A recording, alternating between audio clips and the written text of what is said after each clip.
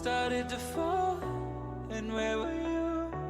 How could I know you were falling too? Grabbing the wind, cutting my skin, but it's hard because I'm falling. Tell me why I'm falling. Oh, life's calling, but it's hard because I'm falling. All right, what is going on, everybody? Welcome back to week number 8. It is crazy. We are getting down to it. Match number 15 out of 18 is coming your way today, and we have a banger lineup coming on this stream tonight. And I'm super excited here. Quick shout out to Crippus for gifting a sub and also helping out on the stream today. And yeah, why don't I introduce my good friend and seemingly infinite play-by-play partner, Mirly. How are you doing? I'm doing pretty good, and yeah, it doesn't look like it's stopping anytime soon. I guess we are stuck with each other in this endless time loop of commentary. But there's worse fates. That is true. It could be worse. We could have to play Rocket League on the same team or something. Oh yeah, that would suck. Truly awful. Terrible. But fortunately, we were spared from that today, as we are going to be going through the Player of the Week awards for last week, for week number 7. A lot of great players, and we're gonna get right into things before we have our matches tonight. We'll talk a little about that before we throw it over. But let's quickly go through the Player of the Week winners for this past week. Let's start it out in the Titan League, really. Yeah, and coming in the Titan League, we had quite a few contenders. Some people unfortunately did not get enough games, but the ones that did, all very close. I already see at least a few people with over 500 score. Of course, we got Luca up there, got Burr, Mad Max, all the people you'd expect. I even see Bagel Chungus, the Summer Bummer. You know what?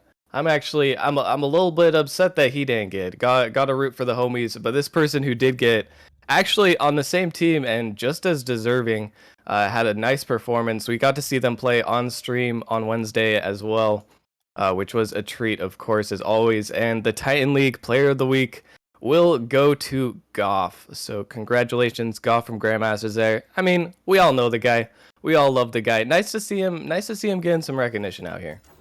Yeah, and Goff actually absolutely popped off this week, really, with almost 1.3 goals per game, 1.43 assists, and 1.43 saves per game. So the man was going crazy. And yeah, you shouted out Bagels. He was also a close runner up there, as he was the other one with 1.43 goals per game. So he was no slouch there. But Goff, he's going to edge out his teammate in a close race and take home the Titan Player of the Week. So congratulations to Goff there. And why don't we keep things rolling as we head into the Rival League, where, again, maybe not as close of a race, but it came down to 2 players here. But there are a couple people that were in the running. Shout out to Larry, who's up there. Crippist, who's streaming and gifted a sub. He's also in the running there. Also Sosa in there. But it really came down to 2 people in this race. One from Hydra and one from Chimeras. I came down to Mayo versus iTrash. And the winner of the Player of the Week is going to go to iTrash from the Chimeras. Came out this season, has had a great season. I believe he was an all-star this season, and definitely popped off this week, averaging nearly one in every category, every major category. So iTrash of the Chimeras taking home the Rival League Player of the Week this past week. Yeah, and I mean, this guy does not live up to his name at all. I mean, I'm not sure if he's trying some reverse psychology stuff here, but every single time I've watched him play, he's looked like a very solid player. He's got mechanics, he's got the game sense. He's also got the stats to back it up. Like you said, it was a close race between Trash and Mayo. iTrash just barely edging it out, but both these guys, not only they had the same amount of goals per game at 1 flat, but it was really the saves that impressed me, actually. iTrash had 2 saves per game. Mayo had 2.14 saves per game. I think iTrash just edged out a little bit in the score, having a little bit higher of an average performance there. But definitely both these guys deserving, and congrats to iTrash for taking it home. He definitely deserves it the way he's been playing all season. Yeah, definitely a great player there, and congrats to him. So Goff and iTrash, the first 2 Player of the Week winners. Merely, why don't you take it in our home league here, the Challenger League, for the Challenger Player of the Week? And the Challenger League, of course, always heading back here. Another race that was a little bit close. Lots of high scoring games actually. Most of the people on here are within 30 to 40 score per game with each other. A lot of people popped off. Just some names off the top of my head. See Jarhead up there. Kratos from the Bishops just played them, and we know for a fact that that guy definitely was a contender in the discussion. Chiefs RL. I see myself up there. I had a pretty good week last week as well. Not quite the best week, but a pretty decent week. Gotta throw that in there. But this one will be going home actually to a member of Snowstorm. And this one will be going to Jonah, who absolutely popped off almost 500 score at 486, 1.67 goals per game with a shooting percentage of almost 50% at 48%. So, I mean, this guy was just not missing last week. And 1.56 saves as well. I mean, he absolutely popped off. Not much else you can say about it.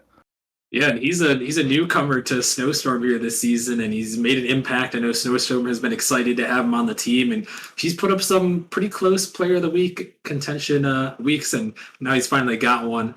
Barely edging out Jarhead and Kratos, who really close there. It was a tough debate for that one, but congratulations to Jonah on taking home that Player of the Week for Challenger League. And why don't we keep things rolling onto the Prospect League? And before I get into Prospect League, I got to shout out a prospect who is resubbing for 3 months. Shout out to Beast Mode JPH from Velocity for the resub. Much love, much love.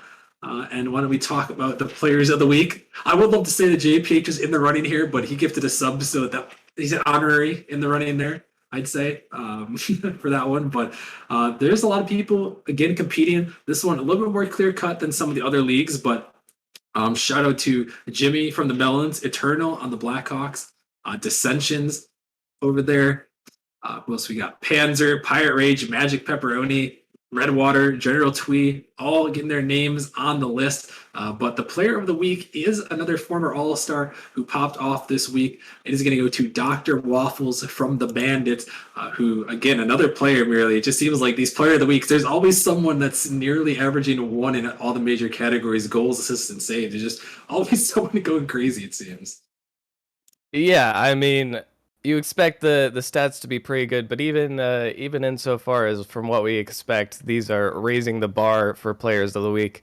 I mean, myself personally, even bringing it back, I thought I had such a good week. I thought I would be pretty favored, but looking at the stats, I mean, these players are just getting so many goals, averaging so many saves and so many assists. I mean, one in each category, 1.71 saves, almost at 2 there. And with a high shooting percentage as well, 450 score. Dr. Waffles, I mean, it was somewhat close, but Dr. Waffles definitely taking a clear victory in the Player of the Week race. Yeah, definitely. I mean, a lot of these guys just showing out all around performances. So congratulations to him. And really, why don't you end us off here in the Novice League for the last Player of the Week from Week 7? And of course, heading into the Novice League, which we all know, the most volatile league by good margins. You never know what's going to happen in this league. But there will always be a Player of the Week, a player who rises above. As I'm looking here, another quick shout out to some honorable mentions. Got Psycho over there, Snipsy, old Snipsy. All love that guy. We got Saint from Frost, Mallow, hashtag stay hype. Still got the stay hype in his name. Love to see it. Another somewhat close race, but this player, once again, rising above. And we did get to see him, I believe, on stream or in the All-Star game, at least. I think it was the All-Star game, if I'm remembering correctly. And he managed to pop off there. And this one will go to Icarus from Frost over there, averaging 1.33 goals per game, 0.89 saves, and 1 save per game as well. Really stepping up. And we all know he's a great player. Now finally getting some recognition for it as well. Definitely. Icarus, very solid man there. And yeah, he's going to take home the Player of the Week. And that is going to round it out for those Player of the Week to see Goff, iTrash, Jonah, Dr. Waffles, and Icarus. Congratulations to all of you guys. A quick shout out to Blazing Biscuit for the 28-month resub. He's on 28 in a row, pretty much since Nemesis was started. So shout out to Biscuit. Always supporting Nemesis. Much love to him for 28 months. That is a long time. But Yeah, Merely, why don't we quickly, before we send it up into the booth with our guys Magic and Jaegers, why don't we quickly preview these matches? Just quickly run through each one. First up, we have the Bishops taking on the Drakes in what is really an insane Challenger League. Yeah, the Challenger League. Oh man, it's ridiculous right now. Is it 9 teams at either 6-8 or 7-7? I Yeah. mean, the competition is wild. If you're in that middle range, you got to have your fingers crossed because it's a battle royale, and not every team is making it out into the play-ins. But that's what we're going to be witnessing today in the bloodbath that I'm sure it will be. Bishops at 7-7 taking on the Drakes at 7-7. Drakes coming off a hot sweep against Venom. A little bit of a not the most traditional series, but they've got to be feeling good after finally getting a nice sweep under their belt. And the Bishops, on the other hand, have had a little bit of a spree, but we know they're a solid team. I feel like this one could go either way, definitely. Yeah, definitely a solid matchup there. And then 8:45, we have Blizzard taking on Pinnacle. That is a Season 5 Grand Finals rematch. Both these teams fighting for that playoff and play-in race. That should be another good one at 8:45. And then at 9:30, we have another banger there. Pawns and Whelps, and like we really said earlier, this novice league, nobody has clinched yet.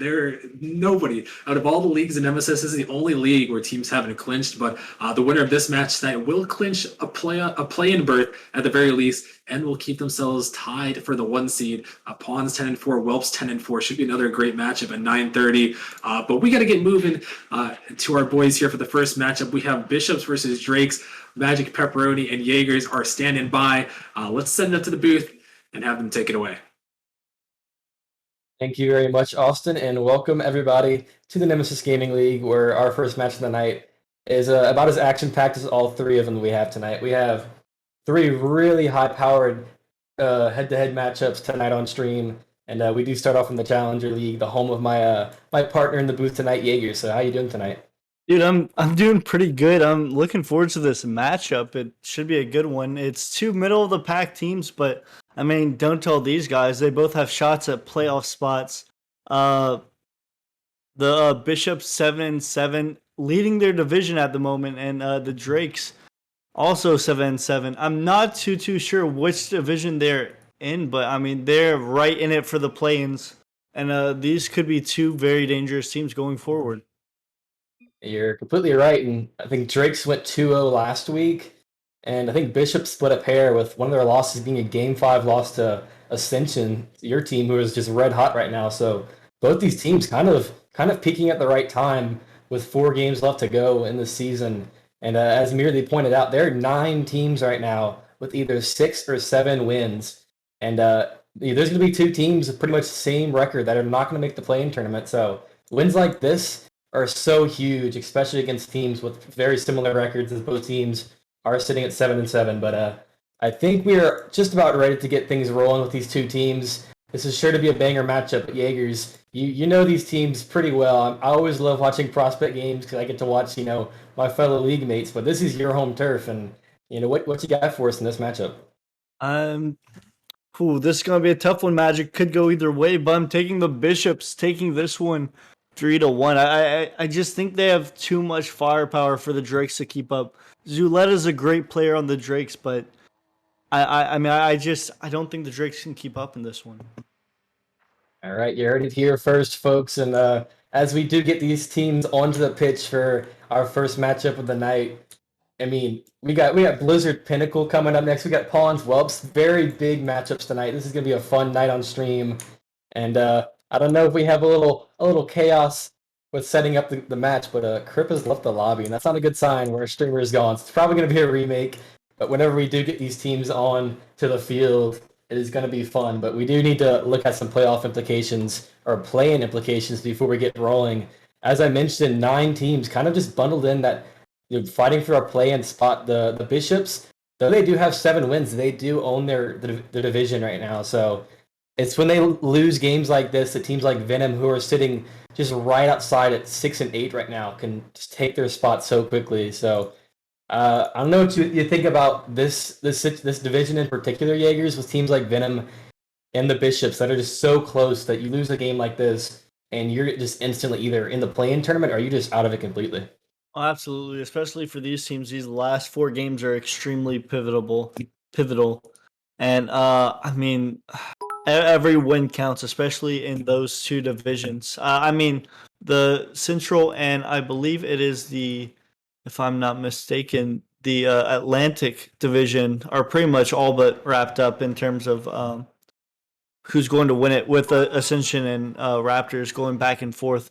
Uh, but really, the 2 Western divisions are really up in the air. I could see really anyone winning that division. I mean, Motion's cracked, Drake's are cracked, Dissolved's really good. Uh, on the flip side, it seems like a battle between Bishops and Venom.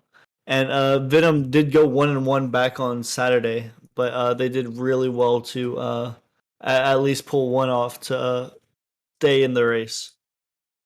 Yeah, and hopefully we can get this lobby rolling soon because I think we have all the players available. It just I think someone joined too early or something. So once we do get it figured out, we will get this game rolling. But yeah, as you said, the divisions are not exactly the easiest in the world for either one of these 2 teams. I mean, Drake's do have Samurai in their division who have been struggling all season.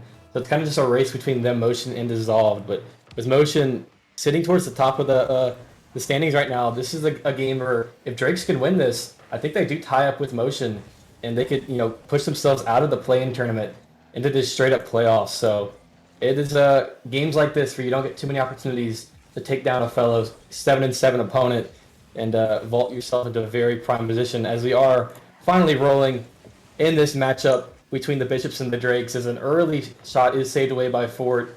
And it's going to be a lot of pressure from this Drakes offense. A very aggressive roster with Daydreams and Zuletta in particular, 2 guys that are well known for being pretty aggro players. So it's going to be the defense of the Bishops here, Jaegers, to keep out the early adversity and keep this to a stable game where their clean rotations can take this game. I mean, you said it was a very defensive team, Magic, but I mean, whenever we played the Bishops, they were like A1 on offense. I'm talking putting shots on top target, top right, top left, perfectly placed shots. And I'm not sure if it was a fluke or if that's just their play style, but this Bishops team is a lot better than their record. Probably right in saying that, especially with the recent red-hot run they have going on right now, winning both of the last 2 matchups on Monday and Wednesday of last week. And on the other side of things, Drake's went 2-0. Is Bishops, who would have had the 2-0 if they didn't drop to you guys, if I am correct, on that Monday matchup, which did go the full 5 games, which was what we were hoping for here. When you get 2 7-7 teams, you expect a close battle. As a early shot off backboard does get a little dicey here, but nice job getting in the way by the defense there to keep it out of the net. About 1 minute and 40 seconds gone by, and I haven't seen anything really start to take form so far in this matchup. Kind of just throwing shots on backboard and hoping for a miss to come through from their opponents, but right now it is very solid rotations as Daydreams kicks it out to the corner where Kratos is waiting for a bounce and a good read with good speed. Means a good shot for Zuletta comes on target, and that will be the first goal as the Drakes take the early lead. I mean, Zuletta already popping off in this one. He does not want to lose. The man has 4 saves and 1 goal. And it's only been 2 minutes. I mean, back in his early days on the Wyvern, Zuletta was not my favorite guy to play against. He is so quick to every single challenge that he takes, and even as accurate as you saw there, he just dusts the last guy back, and it's on target to, add insult to injury for the Bishops here, as 1-0 will be the lead for Drakes now, but they do have a little bit of pressure that they're facing right now, but Daydreams will get it out. He has a 2-on-1, tries to flick it over Kratos. A nice defensive positioning. Will mean Fort clears downfield to Climax. Climax with that shot on target, and a beautiful counterattack punishes the over-aggression from the Drakes. And the Bishops answer almost immediately. Fort with a nice clear, and Mr. Climax putting it in. I'm sure that was going in anyway, but the goal steal is always nice, Magic. Yeah, it is my specialty, and you do appreciate the banger on target. It makes it look a little bit better than just a clear downfield that rolls into the net. As an opening in the net means a random out of nowhere goal for the Drakes, who just get one right back. He was just a little bit quicker there, catching everyone off guard on offense. Kratos maybe shouldn't have dove for that, but I mean, just a nice heads-up play by Gio as a sandbagger. Yeah, that does kind of out of nowhere take away the tie that Zuletta pretty much Climax hard earned there. And now the goals from Zuletta and Gio will mean that the Drakes are back on top with half this game gone by. Mr. Climax taking this to the ceiling, where it will be a nice rotation to clear it off the ceiling as well and get out of harm's way. Kratos looking for a clear to the midfield, but not the best touch.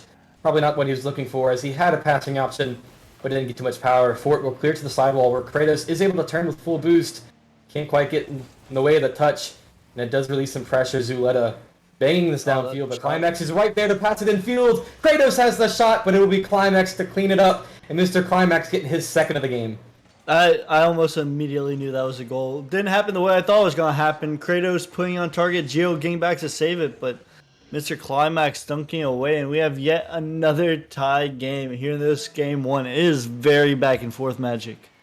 Yeah, Zuleta had a very good clear there that would have relieved the pressure most of the time. But Mr. Climax with a great turn on the sidewall just shuts it down, gets it infield, and a nice passing play to tie this game back up for the Bishops. And Mr. Climax with 2 goals so far in this series already. If the rest of the guys can step up on this roster for the Bishops, this could get dicey for the Drakes as a whiff does come through. Fort looking for Kratos. Kratos back to Mr. Climax. Top corner. What a play by the Bishops. What a passing play. Fort to Kratos. Kratos to Mr. Climax. And Mr. Climax the back of the net. 3-man passing plays. You don't see those very often, Magic, especially not in Challenger. Hey, bro, down in the Prospect League, we'd be losing our minds. But, I mean, I guess we are losing our minds here in the Challenger League because that's a beautiful play no matter where you see it. And a hat trick coming through for Mr. Climax. But the hype will be thrown away as the tie game does come back through for Gio. Oh my goodness, Gio answers almost immediately. It's just been a tale of one team scores, the other one ties it, and it keeps going back and forth. We could have a Game 5 series here, Magic, the way both these teams are playing.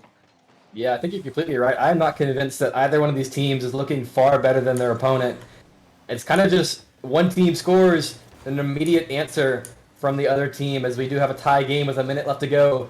An already banger stream night set to go, and the first game of the entire night is delivering with some amazing plays. It's Mr. Climax trying to get his 4th goal of this game one, but it will be cleared away. Gio trying to take this slow play of 50, does get it by Mr. Climax, who is out of boost, so you can't really blame him. He puts another shot on target, almost top corner. Mr. Climax is showing out on stream. He wants everybody to remember his name. As 40 seconds left to go in this game, Jaegers, I have no idea, honestly, who's going to take this one. No, it's super back and forth, and I mean, if Mr. Climax just put that one on, he could put this one on as Fort dunks one away, but Daydream's able to clear it away, but I mean, this Bishop's pressure right now is just ridiculous, Magic. You're completely right, and as the last 20 seconds roll around, it's going to come down to Gio with a little air triple here, trying to get it over one, but Mr. Climax as solid on defense as he has been on the shooting department all game long. Zuleta with another attack will be cleared away. Daydream's trying to keep the pressure on, but it will go right to Fort. Fort over to Mr. Climax, sends it downfield, and this will probably find the ground. It does stay up, and Zuleta is going to catch this. Kind of gets bumped up by his teammate, but a group effort doesn't get it downfield. Kratos, with a very dangerous situation, does do the best he can, and we have overtime here in game one. And the Drake's almost able to take it full field at 0 seconds. Joe's a team sandbagger could put on target, but Kratos hits it away.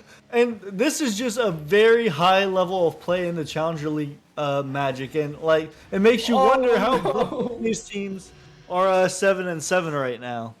Yes, and not exactly the way you expect a hype game like this to end. Mr. Climax getting his 4th, just puts it midfield, and then a really unlucky bounce sends the ball off the hood of Zuleta into his own net. And what a game one here to start off the night as the Bishops. I mean, I'm not sure what the survey said, but I do think this is probably a closed survey. I will check real quick, because that game was close. Magic, yes, the it was survey very is close. ridiculous. Oh my gosh. Drake's 35, the Bishop's 34. That's almost as close as you can get. And I mean, the way these two teams are playing, that it's just proving the voters right. Yeah, and I mean, I guess everybody looking like geniuses right now is a game that close. The survey better be neck and neck as it is. I'm gonna go ahead and vote Bishops just so it's tied at 35.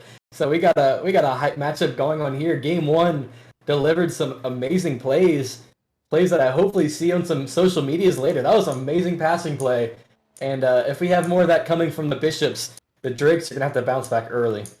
Oh my goodness, but Magic, I just keep going back to that 3-man passing play the Bishops had to put it top shelf. That was just a banger, and like hopefully we're going to see more of those plays here tonight. Like, and Magic, you gotta remember, this is just game 1. We still have 3 more matchups after this, or 2 more matchups after this. I mean, I'd like to say we have 4 more games coming our way, but I think you might be right. Bishops did look pretty convincing as time rolled away there. A lot of panic coming through from Drakes as they had 2 people roll the ball downfield that last second attack in the regulation. It could have been, much more aggressive and dangerous situation for the Bishops defense, but it was throwing it away as a clear comes through from Daydreams. Had a lot more time than he realized there, but will clear out the pressure and hopefully get some pressure for themselves. Zuleta trying to keep it in the corner, does get it past Fort, but nobody in the midfield willing to take the shot with the defense in a good position. This ball does come downfield to Fort, who will clear it away. Zuleta tries to get a touch, but it does go probably not the way he was looking for. Daydreams will collect it, gets it off his backboard, gets it over Mr. Climax, and a good job by the Drake's defense to clear the ball downfield here, Jaegers, and get a very dangerous situation here. But we will be cleared away, and so far, a pretty quiet first minute gone by. Absolutely, it's looking a lot like the first game. Over the first minute and a half or so, it was super quiet. Teams were just feeling each other out, and then whenever the third minute kind of went by, that's when it started picking up the pace and the scoring barrage happened. And off the ceiling here, Zuleta, he was not letting that get anywhere slightly being dangerous. He was on top of that from the beginning, and a good beat by Daydreams over Kratos means Fort has to make a touch and will not do so. Misses the pinch. This does get dicey here. Daydreams trying to get in midfield. Can't do it. Zuleta tries the same thing, and Fort, right place, right time, will stop away the shot. Anywhere else, that shot was probably going in, but it does roll right at the defender. And we do stay to score the scoreline right now. Zuleta trying to get some pressure going here. I feel like every single attack begins with Zuleta out of the corner. Gio will be demoed out here, and that makes this interesting for Mr. Climax. With boosts to work with, we'll say he fakes that one, and Fort will have to make another third man clear. It seems like Fort is that rock for this team right now, but they are going to need a shooter as half his game gone by now.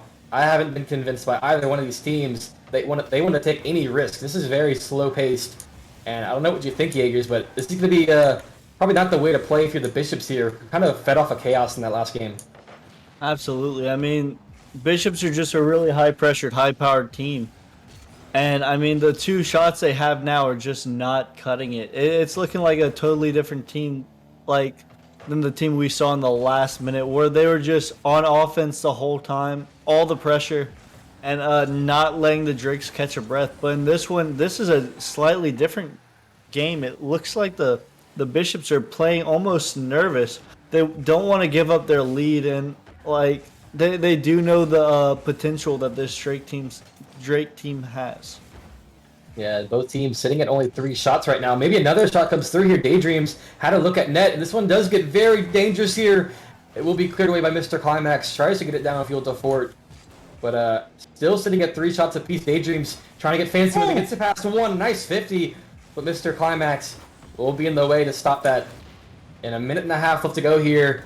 A demo comes through that probably makes it a little more bearable as the last minute rolls around. Oh, the shot comes through from Fort. A miss in front of the goal line. And finally, we have the icebreaker. And Kratos with the fake. Gio had to respect the hit. He went up for it. But Fort is there to just slip it under the defense for the late lead taking goal. Yep, and you can see the dangerous situation that Kratos, just by being in the area that he creates right there. And a nice cleanup by Fort means a minute and 20 seconds left here for Drakes to try to get themselves back alive in this series before they're staring down the barrel of 2-0 and a double commit as 2 players 50 out each other. It does go the right way, but it'll be right to the waiting arms of pretty much 3 Drakes players. A minute left to go here now. Finally, hopefully some pressure here as Gio fakes out one, looks for a pass midfield, but Kratos will get in the way of it. A demo comes through in Daydreams. Counterattack opportunity for Kratos. Looking for the 15 from the net. Will be cleared away by Zuleta. Mr. Climax trying to get another one. Make this lead up to 2 goals with 50 seconds left to go. Somehow Drake's need to find a way, get some pressure of their own. Looks like they're looking for midfield passes right now, but Kratos is just on top of it every time. And I don't know, Jaegers, we're about to have a 2-0 series. If something doesn't happen here soon, it's Mr. Climax looking for yet another goal. 30 seconds left to go here, and Daydream's trying to do something. I mean, that's all the Drakes can do with 20 seconds left. They need to find something. They need to go for demo plays. They need to stop double committing. Because right now, this Bishops team is just outclassing them on offense, and they need to find a way to break the scoring. And, like, honestly, Magic, they just need to start doing demo plays, open up the defense. Because, that's the only thing I can see the Drakes maybe doing at the moment that could maybe steal game away from the Bishops. Yeah, I think you're exactly right. That's what I was noticing. I'm not seeing any demos come through, well, any meaningful demos from the Drakes. And now facing down the barrel of 3 straight match points. This is a game you really cannot afford to drop. I might have voted Bishops just for the lulz to tie up the vote, but I do think Drakes. Because I have a little bias for Zuleta. I love watching Zuleta play. I kind of expected Drakes to take this series in 5, but I don't know if we're getting 5 games if we keep seeing this very slow-paced attack where they just try to flick it midfield to a pass and hope that Kratos doesn't just ruin the play every time. Because right now, Kratos, he's not allowing anything to happen. A scoreless game for the Drakes, that is not what you want to have after dropping game 1. Oh, Magic, the Bishops have been here before. We did play them on Wednesday, I believe it was Monday? I'm not sure, but it did go to 5, but that was a reverse sweep, Magic. We went down 2-0, and so the Bishops might have that in the back of their mind. Either that or they're better for it. They're like, we've been here before, we're not letting it happen again. Or so this is going to be a really big moment for the Bishop season. Will they be able to get the sweep here, or will they crumble under the pressure? Yeah, and so far, Kratos trying to get fancy with it. That does give it an opportunity, as Zuleta might have the stream open in the background because he's looking for some aggressive demos. Kills the goalie, but the ball was unluckily out of harm's way. Where the Bishop's defense cleared downfield from Zuleta. This is an open net if he can get it on target. Cannot get around the ball, and that would have been the opportunity they've been looking for so long. Kratos barely gets bumped out, or he could have just hit that all the way downfield to the open net. As it seems like whenever the Drakes have an opportunity, they pounce at it, but overcommit as Kratos, with the lack of boost in the defense, just puts it top corner. I mean, Magic, the start of the game looked a little sloppy, I'm not going to lie to you, but Kratos puts it in the back of the net, and that should be the earliest goal we've had yet in this series. And Kratos, I believe he peaked like 1680 this season, something ridiculous. He is like, I don't know, he just has so much pop-off potential. And whenever the Bishops make the playoffs, they're going to be really good as a result of it. Yeah, this Bishops team is looking scary off the back of Kratos in these last couple games, but Mr. Climax just carried that the first game, but Gio will silence the doubters for a second here as you say, guys like Kratos make this team so dangerous down the road. And Gio is a sandbagger, maybe a little BM for his team. Just put that one in the long clear. And this is we saw in game 1, really back and forth scoring. Like in game 2, they kind of shied away from it. Bishops kind of had their way with the Drakes. But the Drakes answer back fast in this game 3, this pivotal game 3, I should say. Yeah, and after going scoreless in game 2, it is good to see a pretty early goal come through, as that was almost an amazing shot by Gio. If he could get a touch there, pop it over the goalie. Kratos, with all the time in the world, gets faked out. He gets faked out by Gio just flying across his screen.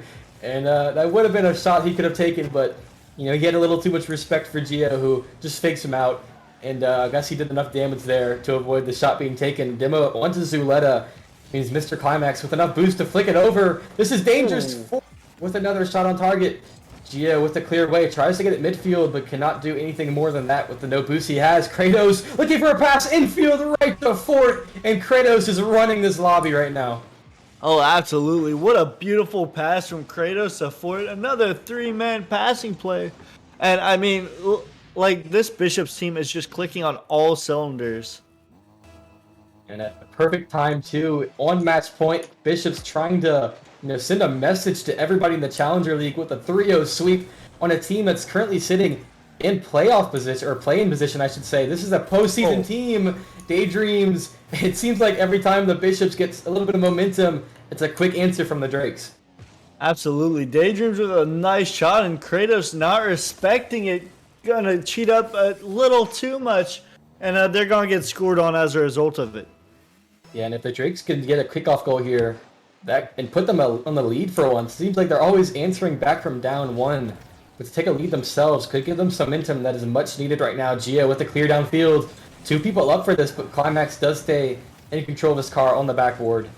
So it will be no last man back situation here as he stays with it. Daydreams gets to pass 1, but Mr. Climax, big fan of that backboard right now, and rightfully so, as all the attacks seem to come off the backboard. Mr. Climax with the own goal. It might have been bar or post in, but I think it would have been just off, and you hate to see it. No, Magic, that was completely off. Look, take another look at this. If Mr. Climax had just let it go, it would have steered clear of the goal. But I mean, he just panicked, and in that situation, that's completely fair. You're not sure who's prowling in the midfield. You need to get a touch, and Fort almost answers right back away, but Gio is a sandbagger making plays on both sides of the field right now. Yeah, in his defense, though, I mean, at that point, you just have to make a touch, because if it's on target, you just don't want to let it roll into your net, as 2 demos come through from Kratos and from Fort, and a huge flick from Gio, and out of nowhere, the Drakes are popping off. Oh my goodness, Gio is just insane right now. 2 dribble plays, a nice flick. And, I mean, this game, he does not want to get swept, Magic. He has 3 goals and 4 saves, even throwing an assist in there. This man has accounted for every goal the Drakes have this game. Yeah, they've worked way too hard to get into play-in position to get swept by another 7-7 team. But this is an easy shot for Kratos. He makes it look a little more difficult, but he just slots it away. And that'll be, cutting the lead in half before it gets too dicey here. I mean, this Fort Kratos combos is just ridiculous. Like, that may look like a difficult shot, Magic, but that is easy in Kratos' eyes. He puts those in every day of the week. And Fort passes it off and kind of goes into the opponent's net. That could have been a save, but oh my a tie goodness. game out of nowhere. Another kickoff goal, as Fort almost had one the last time around, but they will get their much-deserved kickoff goal here from Mr. Climax. I mean, that's what happens on kickoff sometimes. You can't really help it. I mean, the ball just zoomed past Daydreams, wasn't able to flip into it. I believe that was Uletta, went too far on the boost, not quick enough. But, I mean, that's just one of those plays you really can't help. Yeah, and the Coms are probably kind of in shock after taking a quick 2-goal lead. It is back to a tie game here with a minute and a half left to go with their, probably not their season, but it does seem to feel that way when you face another play-in team and you lose. You never know. If you can't beat them in the regular season, what's to make you think that you're going to beat them when it actually comes time in an elimination game? So this is a big confidence booster if you're the Bishops, where you're able to, battle back with adversity and tie this game up. Kratos looking for a pass infield maybe, but nobody close enough or willing to make the risk. A minute left to go in this game. Time ticking away quick, and the Drakes probably feel it more so than the Bishops, who are up 2-0 in this series right now. A missed touch from Gio, but nobody close enough to take a shot. Big clear downfield. Enough time here for either team to make an attack. And off the crossbar is the shot from Daydreams. That was what they've been looking for. Gio trying to get it, but another save by Kratos, and Mr. Climax clears it away here, Jaegers. No matter what the Drakes do, it seems like this last 2 minutes or so, it is all Bishops. Oh my goodness, that was really back and forth. It seemed like the Drakes were scrambling. Gio's up for it, doesn't quite get the touch, however. And oh my goodness, he's gonna get dunked away. And Gio get back, but he can, but he puts in the back of the net. Could be the coffin Magic. That one hurts so much from Gio. Tries to get the pinch, and it just goes right to Kratos. That made no sense. What happened with that bounce? But it is very unlucky, and Kratos, with the hat trick, he is, in my opinion, the player of the series. And if it does end here in 3 games, this has been an insane 1-goal win for all 3 of these games for the Bishops, unless Gio has something to say about it. Puts it to the midfield, ball hits the ground, this game is over. Kratos tries to get it over Daydreams, Daydreams pops it up. There is a glimmer of hope, but Climax clears it downfield. This is going the wrong way, and it will hit the ground. 3 straight 1-goal victories here for the Bishops, and they will sweep the Drakes out of nowhere and take a huge win going into the late part of the season. Magic, this was a sweep, but every single game was close. You got to hand it to the Drakes. But, I mean, man, oh man, the Bishops clutched up when they needed to. Down by 2 goals with, I believe it was a minute left. Just go back on to score back-to-back goals. And then finish off in regulation. This Bishops team really showed out today. Yeah, they sure did. Yeah, we have 15 minutes or so before our next matchup. I feel like that was going to 5, but either way, Bishops they kind of impressed me today. I don't watch every single Challenger game, but when they're on stream, I feel like every time it is some bangers. And a team like Bishops, who as you said, got reverse swept by Ascension last Monday, just a week ago. They are looking to prove a lot of people wrong, and they will do just that here on the our first matchup of the night. Sadly, we couldn't get the 5 games that we were all hoping for, but that was a very action-packed 3 games. With a lot of close down-to-the-wire matchup or situations in that matchup. So it's been a pleasure, Jaegers. Any final words to throw it off before we get our last 2 bangers in the night? I mean, I just hope the next few games are as good as this one. Unfortunately, didn't go the distance like we wanted it to, Magic. But, I mean, there were some definite highlight plays in that one that were a real treat. And, I mean, it's always a pleasure to cast with you, Magic, and looking forward to this next game. Yeah, and shout out to Mr. Climax, who kind of, ran that first game, but after that, Kratos just popped off. So big shout out to Kratos for, making sure people remember my name going into postseason. I'm going to be that guy this time around in the Challenger League, make that miracle run that we saw from Venom last season. So Bishop's looking hot. Drakes, see if they can bounce back going into Wednesday, but that is all we have for our first matchup of the night between the Bishops and the Drakes. But don't go anywhere, everybody, because we are heading to the Titan League for our second matchup of the night. It's going to be fun. See you then.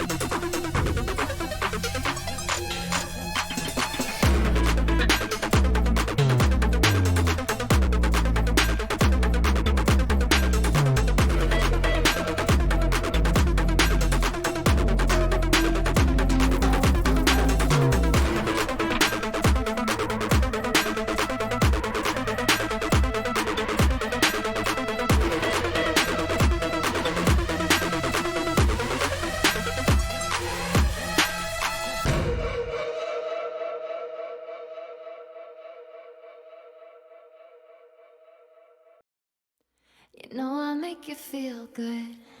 And don't you wanna feel good, good, good? Sometimes I wish that we could go back before you got hurt, hurt, hurt. When before I was scared, now I'm feeling prepared. Don't you wanna feel good? Don't you wanna feel good, good, good? When you say you were leaving, I thought that you meant it. I played the victim, you start as indifferent. Hindsight comes standard with rose-colored lenses. Hate to admit it, you're better off. Now you're too afraid to look, too scared to miss it. We're night and day, solar eclipses. Too afraid to look, too scared to miss it. We're night and day, solar eclipses.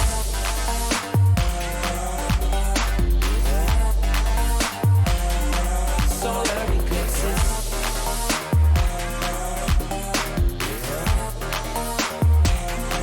Solar eclipses. Caught up in your gravity, always end up lost in your wake. Intoxicated, maybe we can start again. Caught up in your gravity, always end up lost in your wake. Intoxicated, maybe we can start it. Maybe feeling change, I could remember all the reasons why we've been separate ways. Feeling all alone in your company, keeping you captive with your chains.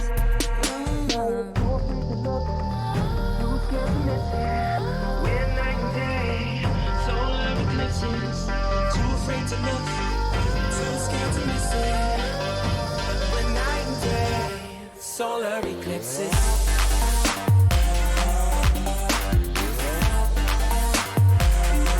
Solar eclipses.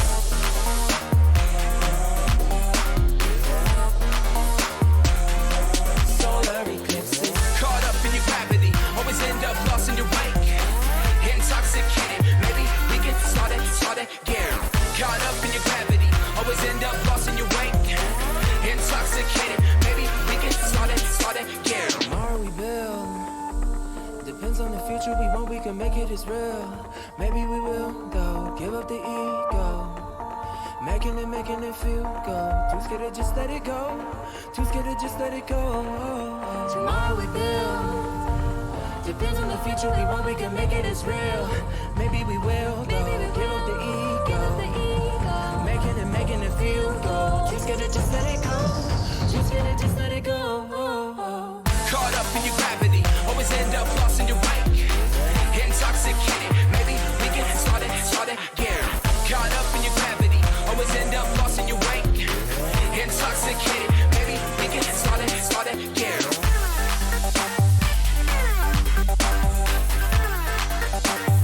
We can start again.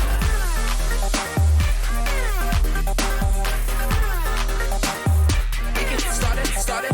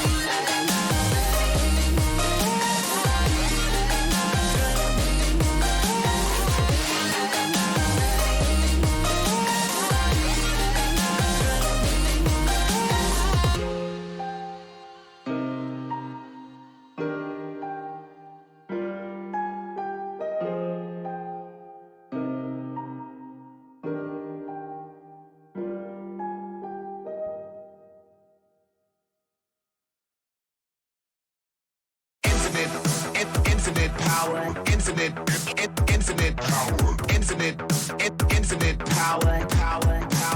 power,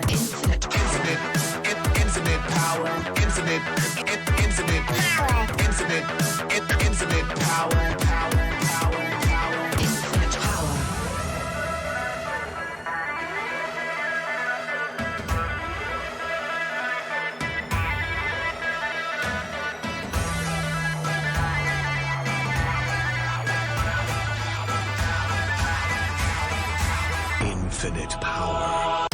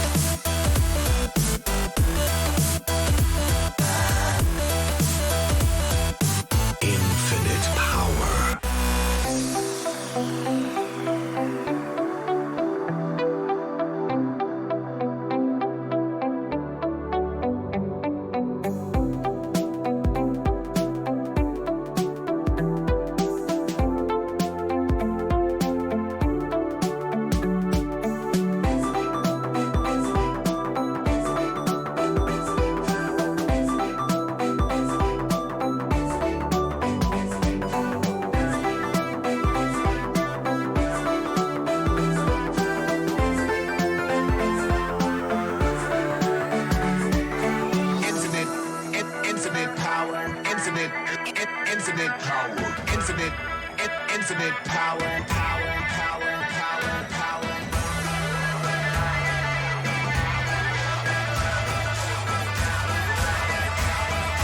Infinite power.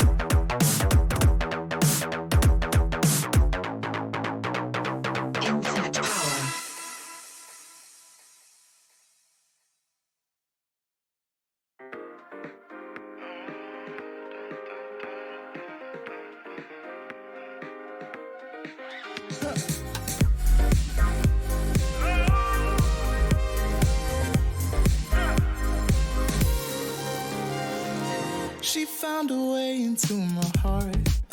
Oh, she don't make up, no, she make art. And I need a way to treat it, 'cause I keep getting high off of her. Off of her. I know that you'd be bad from the minute I saw you.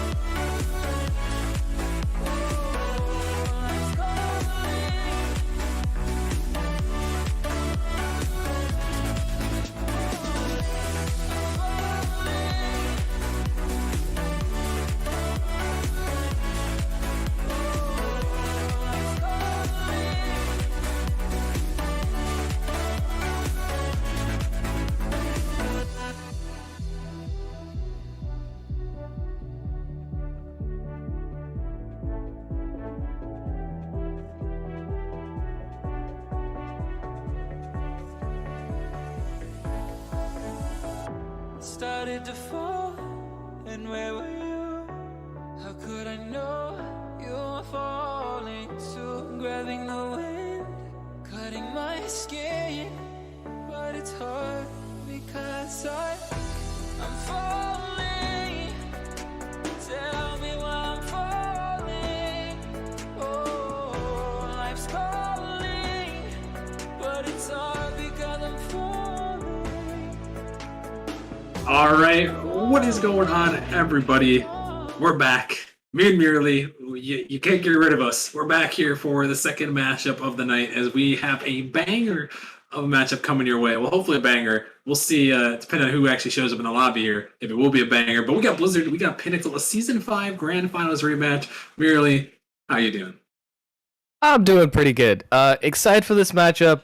Unfortunately, like you said, players showing up. We have had a little bit of an issue with that on Blizzard's end of things. It looks like Blizzard will have to use 2 rival sub-ins, actually. So they'll be playing with the roster of... They'll still have Toxic, which is huge for them, because Toxic, I mean, honestly, is probably worth like 2 Titan League players by himself. But then they'll also be playing with Larry and Pharaoh, who are not bad players by any stretch of the imagination. Very solid rivals in the upper echelon over there. And I definitely think that they have a chance at this one, but it's going to be very, very difficult for Blizzard to go up against the roster, especially with their full roster now, which Pinnacle hasn't had the entire season. They've had some issues, but this game they will have their full roster with Deluxe, Insanity, and Edwin. So definitely an uphill battle for Blizzard on this one.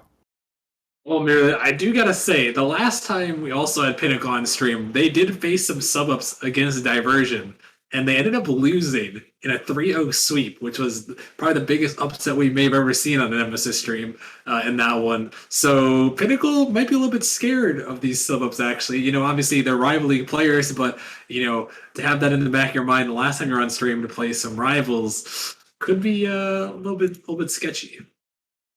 That, you know what, that is true. Maybe this is actually a strategy from Blizzard. Maybe everyone is available to play. Maybe they saw the results of the last match and they thought, well, we found their kryptonite. We found Pinnacle's weakness. It's rival sub-ins. Maybe they decided to go that route. Either way, you know, I definitely agree. Pinnacle's going to be thinking in the back of their mind, hoping that history does not repeat itself.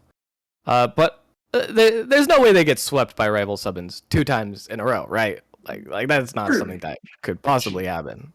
Hey, I don't know, Merely. I think the Discord may be rocking that way, as it is 54-12 in favor of Blizzard taking this matchup. Obviously, I guess they didn't really know who's going to be playing in this matchup, so they don't know. But Merely, who do you have in this one? Is Blizzard going to sweep with rival sub-ups? I don't think they're going to sweep with rival sub-ups. And if I cast Icaster's Curse into existence, well, that is truly unfortunate. But I still see Pinnacle taking this pretty comfortably. I think that Blizzard will get a game, at least. I'll say a 3-1 to Pinnacle. All right, well, we will have to find out here as we are getting things underway for game number 1, Blizzard versus Pinnacle. Let's get things underway, and as we mentioned, a couple of sub-ins here for Blizzard. They have Pharaoh and Larry coming up from Whiteout alongside Toxic. And then on the other side, we have Deluxe, Edwin, and Insanity, who have been the somewhat starting 3 for Pinnacle. Things have changed a little bit, Miri. I don't know how much you kept up with Pinnacle. I know they are in our org, but they have swapped around a little bit with Gabe, who, you know, for Edwin, who's been working. So it'll be interesting to see, again, how they come out here with their lineup here. Is this one sent down? Edwin just has to redirect it, but he can't. Insanity is there for the shot. He puts it in, and Pinnacle's going to score first. Okay, and the follow-up is good. That was off a bit of an unfortunate pinch, Larry not taking the best 50 in their half. But yeah, going back to what you were saying, they have tried out with Gabe, and actually Pinnacle has had some pretty decent results with Gabe as well. Edwin is the higher rated player, but they definitely have the ability to play with either roster. They've struggled a little bit sometimes with Edwin. I think there may be some slight rotational mishaps that come their way. He was the player who I believe they were playing with when they did lose to the rival subs. But all 3 of these guys are really solid players, so if they can figure out how to work around each other, I mean, they really should be able to take this series quite comfortably. we'll see. But like you said, Toxic, he is a man to watch out for. Man possibly worth multiple Titan players. Even he is just that good. So we got to watch out for him. But you also got to watch out for Deluxe, who's a former Titan League MVP. So he's definitely a scary man on the other side, and Insanity is no slouch himself. As here is Toxic putting it in. Speak his name, and he shall score and tie this game up at one apiece. Like you said, that's the man you really got to watch out for. This one, just a basic shot, but the placement is pristine. Gets it around the last defender, and Blizzard will manage to tie this game up. On Blizzard's side of things, Toxic definitely... the win condition for Blizzard, in my opinion, is going to have to be how Larry and Pharaoh can support letting Toxic do what he wants. Because if you give him these opportunities like this one right here, a little bit inaccurate, but you can already see the danger when he is given free realm. He can absolutely pop off. And on the opposite end of things, if you're Pinnacle, you want to shut that down as quickly as possible. Definitely Toxic, a dangerous man, and we'll see how Larry and Pharaoh play with him. As this one's shot towards the net, Deluxe can't get back, and Toxic is going to get another goal. He's got 2 already. And a second goal for Toxic. A little bit a risky commit. I don't think he fully committed over there in the corner as third man. I believe that was Deluxe, but he hesitated enough that gave an opening to Blizzard. And Toxic's going to take advantage of that almost every time. And now Blizzard actually up 2-1 in the first game. Yeah, Blizzard's starting out strong as Larry is off the backboard looking for another touch. And really one thing to note as well as we talked a little bit about Larry and Pharaoh, but they're a dangerous team in the rival league as well, with Larry coming over from a rival to Whiteout. And they have been solid. So, I mean, probably 2 of the better guys you could get to sub up for a Titan League match in Larry and Pharaoh. Yeah, like I said, they're definitely not people who are not going to be able to keep up. We've already seen they look actually like they're fitting into this lobby so far. Just a matter of seeing if that continues through the rest of the series. But they're both top tier rival players. They've been in there for a while, but the pass play coming out from Pinnacle, that's a nice little sign of life, tying the game up and bringing it back into Blizzard's half. Yeah, Deluxe just diving up Insanity there, beating out Toxic as the last man, and a nice passing play. And those guys, I know at the start of the season, were slated to be one of those dynamic duos in Titan League, and if Edwin could just fit alongside, it could be wraps for the Titan League, and see why they've been touted as such a dangerous duo with that passing play. Is we're tied up at 2-2 here in game 1, as we approach the 2-minute mark. Deluxe keeping it off the sidewall, dropping it down, looking for Insanity again, but Larry's going to shut it down. Here comes Edwin for the shot, but it's denied away. It's Deluxe going to take it back to his corner.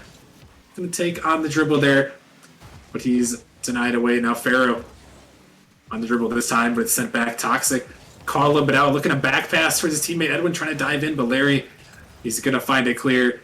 And you know, it's interesting, Mira, to see Toxic still going for those back passes. I know Blizzard, they were all about control and able to keep those plays going, as Insanity is trying to flick it towards the net, but Larry makes a huge save. It's interesting to see that Toxic having that trust in his teammates here with the back pass. Yeah, you know, but I really like that. Like you said, it shows trust, and it shows that, you know, Toxic isn't scared to try and work with his rival players. I mean, he clearly trusts them enough to send the ball back into their half, and I mean, with what we've seen so far, why wouldn't you? They've been making useful touches for the most part.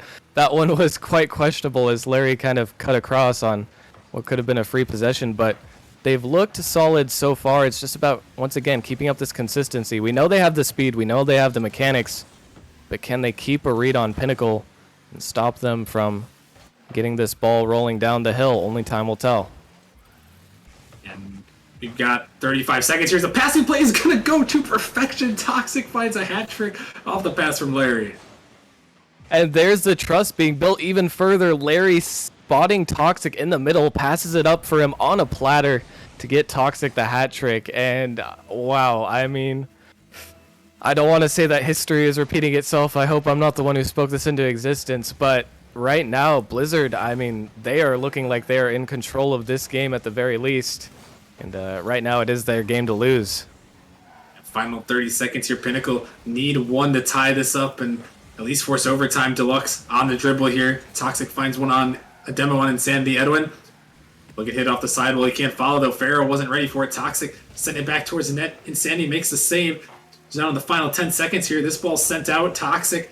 He's going to keep it in. Larry going to pop it around one. Deluxe trying to send it out. This ball is up, but it's going to get to the corner. Can Edwin get there in time? Toxic actually going to keep it up in the corner here. Edwin can't get the touch, though, and it falls to the ground. And Blizzard are going to come out here with the 2 rival subs and take game number 1. And Pinnacle, they got to be having flashbacks right now to that series once again. Continue to harp on it, but they've lost to rival sub-ups before, and these guys are looking pretty good. Pharaoh, he's not really shown up on the scoreboard, but he has gotten a few crucial touches. Mostly it's been Larry he has a very chaotic play style, and it seems to have worked well with Toxic in making the plays hard to read for Pinnacle and creating opportunities for Toxic to just come in and clean up really quickly. But Pinnacle here, it almost looks like they're the slower team in this one. I don't know if it's just me, but they're getting beat to a lot of balls, and it seems like they really can't tell what Blizzard's going to do next. And really, just insane stat line from the game. 9 shots from Blizzard. Every single one of them was from Toxic. So, if there's a strategy here, really, you have to think it's stop letting Toxic do everything for this team and getting all these shots. And, maybe you'll win game 2 and win the series. If they can shut Toxic down, that definitely gives them much better odds. Obviously, the star player for this Blizzard roster, and he has proved it in that last game. But if they can shut him down, definitely stand a fighting chance. Let's see how they choose to adapt here in game 2. And we'll have to see him. Might not be a guy you can completely shut down, but if they can at least contain him, limit his opportunities, could give him a great chance here. This ball popped the midfield. Insanity. Nice touch to the corner. As Deluxe was looking to follow with it. Pharaoh gonna find a 50. It's Toxic and Larry both going after this one. Larry send this one in off the backboard. It's Toxic. Sends that one up high. Insanity popping out. Pharaoh gonna find a touch here as Sandy pop this one back up. Dangerous ball. Here comes Larry looking for the shot off the backboard. Edwin with the touch. This Pinnacle is looking to clear this one out. Larry trying to pass it back to Pharaoh. This one sent up. Toxic can't find the read, but Blizzard is putting on a clinic there as that one is going to find off the wall and hit in the back of the net, and Blizzard again takes the lead. Oh my goodness. I am just in awe what we are witnessing. It's like Pinnacle is being pressed into a compactor, and the jaws are slowly clamping shut. There's nothing Pinnacle can do to escape. Just when you think that they're finally going to get a chance to send the ball out, the back pass from Blizzard sends the ball back to their half, and they just regain possession instantly. They're putting on a clinic in terms of showing what to do when you don't want to give the other team pressure. Just have all the pressure yourself. They're doing a phenomenal job so far. If they can keep this up, this could be really dangerous for Pinnacle. It's weird to see this Pinnacle struggling, as you'd think, with Insanity and Deluxe, two of the better players in the Titan League, be able to fit in with Edwin. But so far it's Blizzard who has had all the pressure. As Insanity, a little bit of a double commit on the backboard, is Toxic trying to find through for a demo. Larry popping up. Deluxe challenged that one, can't find another touch. Larry, he can't connect. Toxic taking to the air, getting it above Insanity, looking for the dunk on Edwin. He takes it all the way. Toxic, what a play. And the air dribble is just too good. Insanity can't get a read on it, doesn't really force Toxic to do anything, so Toxic's able to maintain perfect control. And Edwin in such a tough spot there, he doesn't know if Toxic's going to try to take it over him, or if he's just going to go straight for the shot, as another one comes in here. Now the entire roster of Blizzard getting one on the board, and they are destroying Pinnacle in this game too. This is just about as surprised as it gets me, really. Pinnacle is just getting run down by Blizzard. I just want to say whiteout for a second. It is 2/3 of whiteout with Pharaoh and Larry. But again, they are no slouches. And Pinnacle now down 3-0 merely. They have to find something to try to regain. And really, it's hard to know exactly what to do if you're Pinnacle. They're getting outpaced to most balls. They don't really have good control of the midfield. They can hardly even make it to the midfield when they aren't stuck in their half. This is a good sign of life here. But they have to try to regain. I think the main thing for them is going to be regaining control of that boost. Because right now, Blizzard, what's allowing them to stay on offense so much is just these rotations through the back and starving Pinnacle, not able to really push out. And when Pinnacle even can push out, they're not really making it very far because they don't have enough boost to follow through with the plays. But this is a good sign for them, a little bit of extended pressure, although it will be released quickly. Finally, some life, still 2 minutes left, and Pinnacle has to try to come up big here. And they had a good boost control for a second there as they were starving Blizzard, but Blizzard was able to break out. Now they're back on the offense. This one's sent back. Edwin looking out for Deluxe, who may be looking for Insanity.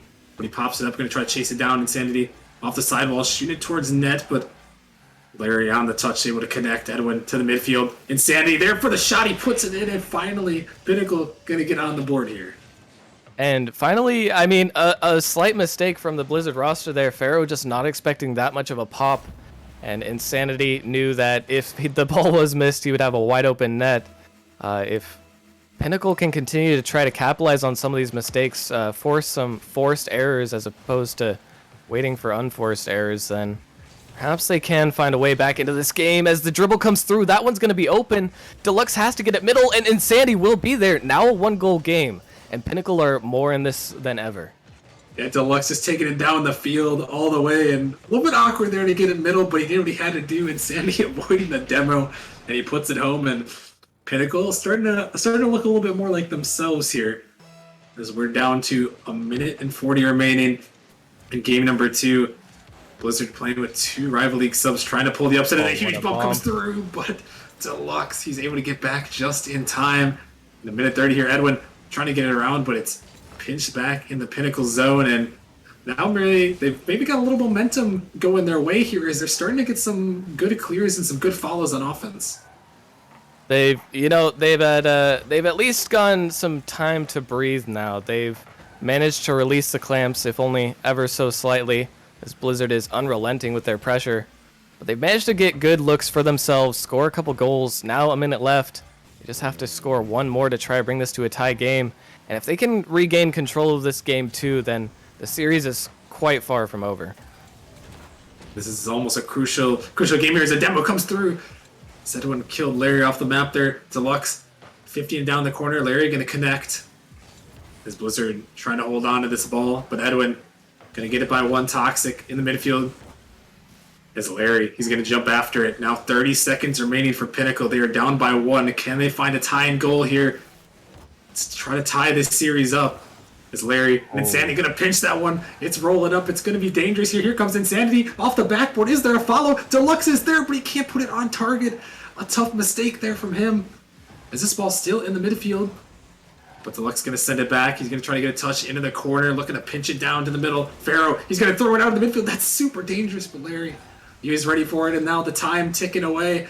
Pinnacle got to get this ball moving towards the net. Larry is going to get it by 1, and Insanity barely keeps it up. He gets it by another. The ball is there. Can they put a shot on net? No, it's going to get pinched down, and so close for Pinnacle, but Blizzard is going to take a 2-0 series lead. And, oh man, you really feel like Pinnacle had to hit one of those shots there. Like you said, a crucial game. Now down 0-2 and facing the reverse sweep. And I don't really know what happened. I mean, Deluxe, I think he might have been trying to pass with that backboard read. I find it hard to believe that he just completely missed the net because he's such a consistent player. Maybe some nerves playing a fact, but you know, Pinnacle did come to life in the second half of this game too here. So some good signs there, but really they have to keep pressing the issue because whenever they're getting stuck in their own half and they're giving control to Blizzard, I mean, it looks like Blizzard is a better team, which is, I mean, not an insult at all, but it's crazy to think that the team with 2 rival subs looks more composed and more put together, especially on the offensive side of things. Yeah, it is a little bit strange to see, but you know, like we said, Pinnacle maybe kind of getting in their own heads a little bit here in this one. Maybe the chemistry just not quite working for these 3, and now merely they are going to have to try to pull off their first week. Maybe they're just playing for content. Who knows here in this one? I'd love to see some content, but yeah, and for Pinnacle, this is a crucial game for them in the race for a potential play-in spot here, as it looks like we're going to have to remake the lobby there. So they're looking in on the race merely. Blizzard right now they're sitting in the playoff position at 9-5 in the 5th seed, but Pinnacle they are like right on the edge there. Like they're kind of in. I guess technically they're 8-7 now after getting a forfeit win over Reapers for Wednesday. But I mean they're literally right on the edge there, being in the play-in tournament or maybe even missing the play-ins altogether. Yeah, basically only 3 games or 3 series remain for Pinnacle, and they're pretty much all not entirely must wins, but they have to take the wins where they can, and especially in a game like this where you do have 2 rival subs on the other game, it's going to be very detrimental to the mental of the team if they can't manage to at least get a game here. I mean, that's where it all really starts. With reverse sweeps, we know you have to take it 1 game at a time. Can't get too far ahead of yourself. But I don't think it's really impossible. We've seen a lot of life from Pinnacle. And we have seen some key mistakes from Blizzard that shows they are vulnerable with this roster. But it really feels like it's more so on Pinnacle to really step up here, because it doesn't look like Blizzard's really dropping off in quality anytime soon. Yeah, I mean Blizzard, they're just solid, and it's interesting to think. I mean, you got the chemistry from White out there with Pharaoh and Larry, so they're used to playing with each other. And Toxic, I'm sure merely he's a guy that could just fit right into any lineup there that you throw his way, and you can play solidly. So I mean, they've definitely got a dangerous roster. But Pinnacle, yeah, gonna have to take it 1 game at a time here and see if they can pull it back. As looks like they are hopping in now to get game number 3 underway, but really just got to take it 1 game at a time and see if you can pull one off them and then work it back. That's the only way you can do it now. And the path for a reverse sweep is often filled with tons of obstacles, no less in this series. Let's see what Pinnacle can do as we do head into game number 3 here off the bat. Oh my goodness. A little bit sketchy there for Pinnacle, but that one's going to go off, and still 0-0 here early on. Larry trying to get down the midfield, going to send it back towards the backboard. Insanity trying to find the read. Larry shooting it towards the net, but not going to go as Deluxe chase this one down. Just a little bit wide. Edwin can try to pinch that one out. It's popping up high. Deluxe to the corner, looking for another read. He can't connect, though, as Larry's going to clear it out. Insanity just waiting back, trying to take on the entire team here as he is stranded in no man's land. And here comes Larry for the shot. He puts it in. And Sandy trying to do everything he can, but it still was not enough. And I've been trying to put my finger on what the main issue for Pinnacle is on defense. That was a great bump off the rotation. I didn't see quite which Blizzard player it was, but they completely took one player out of the element. But I don't know exactly what it is, but Pinnacle just seems like they're panicking so much on defense in positions where there is threats, but they're ones that they should really be able to deal with quite easily. And there's another miss, unfortunate, from Deluxe, but they haven't really looked like their usual selves. It seems like the mental game is really the one that they're losing right now, as Tox putting another one home. And oh boy, this is getting ugly. Yeah, this is definitely mirrored. I think the mental game is you saw Deluxe miss one, you see Insanity miss one. I mean, I don't know what else you can do about that. That's just mechanical error that you have 2 guys that don't really make many mechanical errors. So it's you're right. I agree with you. It's very strange to see that Pinnacle is just panicking so much that they double commit again on the back line and a shot attempt coming through. But still 4 minutes left in this game. A lot of time for them to find something. If they can just pull off any sort of momentum, as Toxic is going for a flip reset, trying to take it all the way. Plenty of time, but they need something to boost their confidence, and they need it as soon as possible. I mean, right now they really don't look like the same players that we've seen for so many seasons. Just absolutely dominating for the most part in the Titan League. As another shot coming through, that one can't be saved, and Insanity can't quite get there. Larry gonna get his 2nd of the game, and Blizzard just continuing their reign of terror. Yeah, they really are. Just a lot of pressure. And Larry just fitting right in, seemed like a Titan player himself in this lobby. Maybe heading his way up into the Titan League. I wouldn't be surprised. He's been hovering around the top of Rival League, so if he's not in Titan League next season, well, maybe I have to look into him a little bit, but to call him out. But I would think it's more of a compliment than anything, really. He's really playing well here. He's been a top player in Rival League, and he's showing his stuff right here, merely really impressing in this lobby. He scored quite a few goals, and like I said, he's fitting right in. Absolutely. Quick question, Austin. Was it you and me who casted the last time these guys played as well against the rival Subbins and they lost? Against Diversion, I know I casted that one. I don't know if you did. I'm pretty sure I casted that one as well. So I don't think we can ever cast another Pinnacle game again. Okay? Probably not. Can we just do that? What was that double tap, by the way? I'm sorry. Like at this point, it almost feels like Blizzard is just running away with this. It looks like there's no chance of them losing. But also wanna shout out Pharaoh for whatever the heck kind of double tap that was. That was something special. Yeah, I mean, we haven't even seen too much from Pharaoh in this series at all, and that one is gonna find its way there. And a nice little passing play though comes out. Pinnacle maybe trying to find a little something there as Insanity and Deluxe to connect yet again, but still down by 3. And oh man, okay, a little bit of life there. 1 goal, 2 minutes, 24 seconds left. They still have to make up 3 goals. We know it's not impossible at this rate. It is doable, especially if they can get another kickoff goal. Might not be going their way, but actually that one almost sneaks through. Not quite, and Pinnacle still so much work to be done and so little time to do it. Yeah, really gotta hurry at this point. And merely, I've got good news. Well, maybe good news. I don't know. We did not both cast that one, the Diversion Pinnacle. We probably casted another one where some team just got screwed over by subs. I wouldn't be surprised with the amount of matches we've casted, but fortunately for us, it wasn't the Diversion Pinnacle one. But I was streaming that one, so there is, I guess, some sort of common denominator. As Edwin can take a shot here, put it home, and maybe breaking the curse here, figuring out the puzzle pieces is maybe Pinnacle figuring it out as well.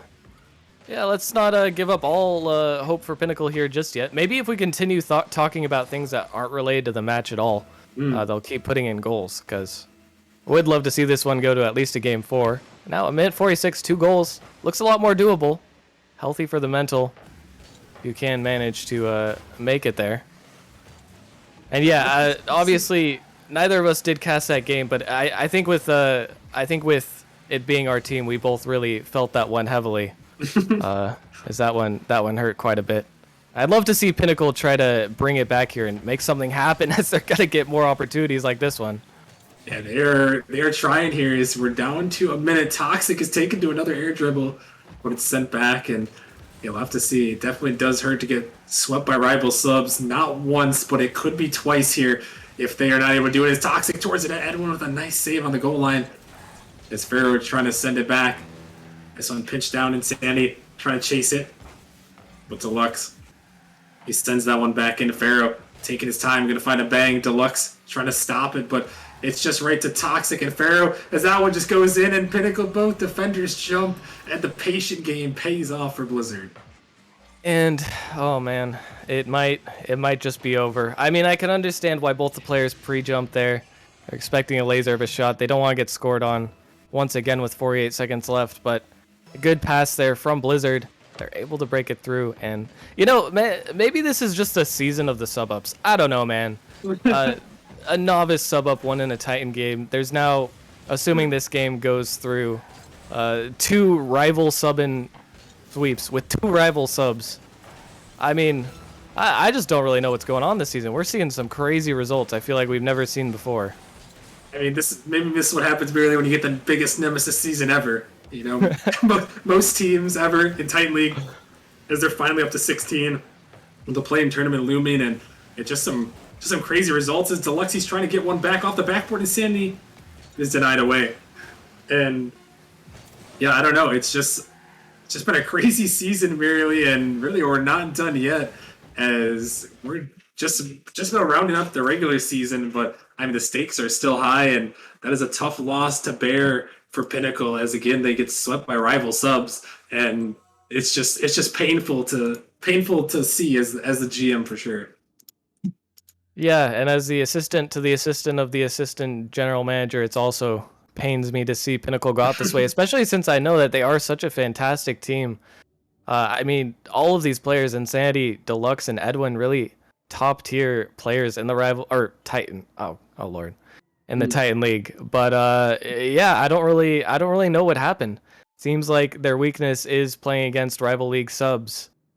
So, you know, with that being said, luckily, well, hopefully, the other teams don't decide to put in rival subs so that we can maybe take a few dubs on our way out into the play-ins and playoffs. True. I mean, we'll have to see. It's a tough one for Pinnacle, but they still have a chance to regain. I think they're still going to be in the play-in race at 8-8. That's usually gotten teams into the play-ins around a 500 record. 9-9 seems to have been the lower limit. I think there was only one team ever that was 9-9 or better that missed the play-ins, and that was way back in season 5. So, if Pinnacle's able to end up at 500, they should be able to make their way into the play-ins. So have no fear for them. I'm not as concerned as maybe you could be, but I mean, Blizzard a solid performance as they're looking for the back-to-back championship run, and that would be crazy if they were able to pull off the three-peat. Obviously, some tough contenders in the Titan League, but we'll have to see how it's going to turn out. But that is, I think, looks like we may be getting an interview in here. As we got Toxic in the booth. Toxic, what is going on, my man? Congratulations on the sweep. Thank you. I don't know. That was crazy. Apparently, my teammates are insane. Your teammates were a little bit insane there. You're playing with two rival league sub-ups there. Obviously, not quite the lineup you're used to playing with. What was it kind of like to, have to adapt with your new teammates there? We just kind of said what we wanted to do. We had a little game plan in mind, and yeah, we just kind of showed up. Hey, well, you guys definitely showed up there. Definitely for sure. showed up. They definitely did show up for sure with the 3-0 sweep, and I mean, just an impressive performance. You guys are now sitting at 10-5 on the season, looking like you're going to possibly clinch a playoff spot there. Are you happy with where you're sitting right now in that playoff picture at that 5th seed? I guess we don't really worry about regular season. All we care about is making it to playoffs and then performing there. That's definitely a fair show and a solid strategy. Merely, you got any questions for Toxic here? Yeah, I just want to say, I mean, off the bat, it looked like your guys' synergy, you, Pharaoh, and Larry, it looked like the synergy was almost automatic. I mean, right off the bat from game one, we could see you guys backpassing to each other, trusting you to commit, with very few, communication errors, it seemed like. Have you guys played before, or was this your first time ever playing together? Because if so, I mean, that's wild. Well, me and Max have played with Larry before, and he's pretty nuts. And I think they're teammates, right? Yeah. Him and Yeah. Yeah. So I guess they have some sort of synergy, but I just kind of try to play around them, and we did really well. I think I would say you guys did pretty well myself. That was a fantastic showing, and showing some depth there to the whiteout roster. I mean, Blizzard obviously is scary team heading into playoffs, but I think after watching that, I'm more scared if I'm in the rival league and I have to go up against whiteout. But either way, fantastic performance. Congratulations. Thank you. All right. Well, that was Toxic from Blizzard. Thank you to him for giving us his time and letting us interview him. And congratulations on the dub. And I mean, impressive performance merely by them. They're looking dangerous in the Titan League. I mean, if they could do that with two players, two rival league sub-ins, I mean, who knows what they're doing with their main roster now to get to 10-5? Is like we said, they're looking for the back-to-back. The three-peat is still on the table. Yeah, I feel like Blizzard off the draft, everyone looked at Toxic and Mad Max and thought, okay, these guys are gonna crush again.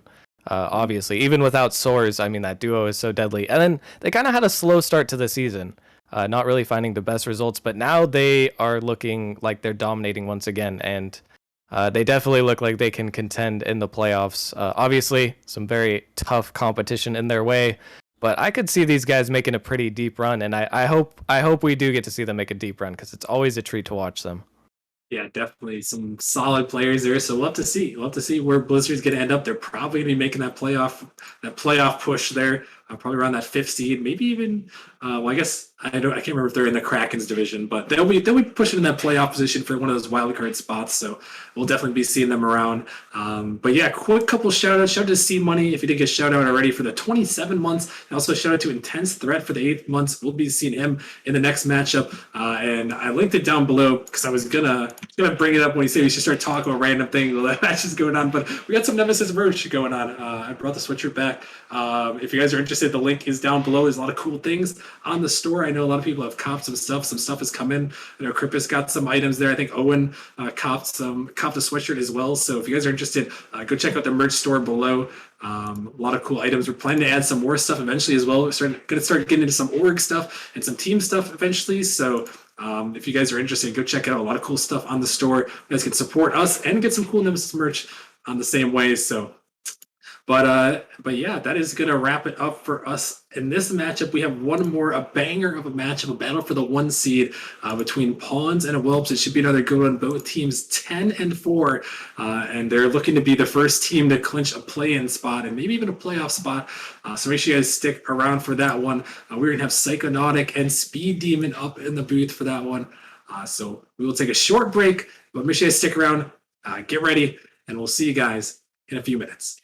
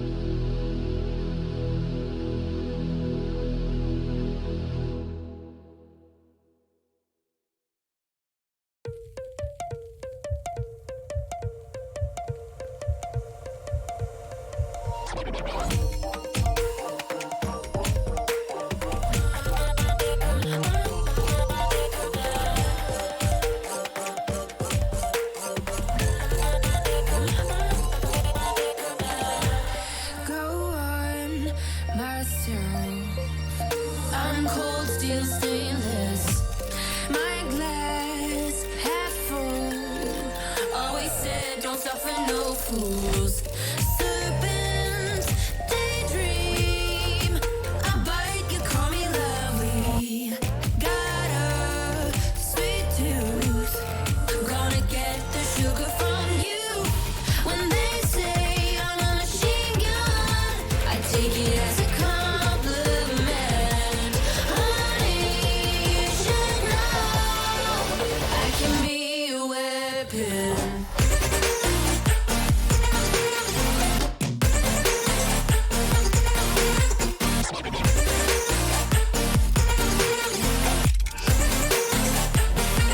I can be a weapon.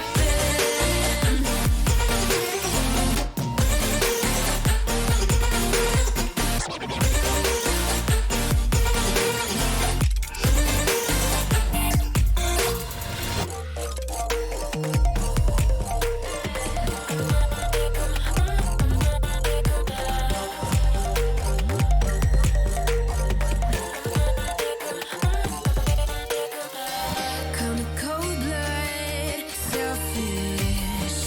Your words are painless. I like when I drive and it feels so dangerous. They say I'm a red flag, 'cause they want it so bad. You should know I'm holding on to what I have. When they say I'm a machine gun, I take it as a compliment. Honey, you should know I can be a weapon.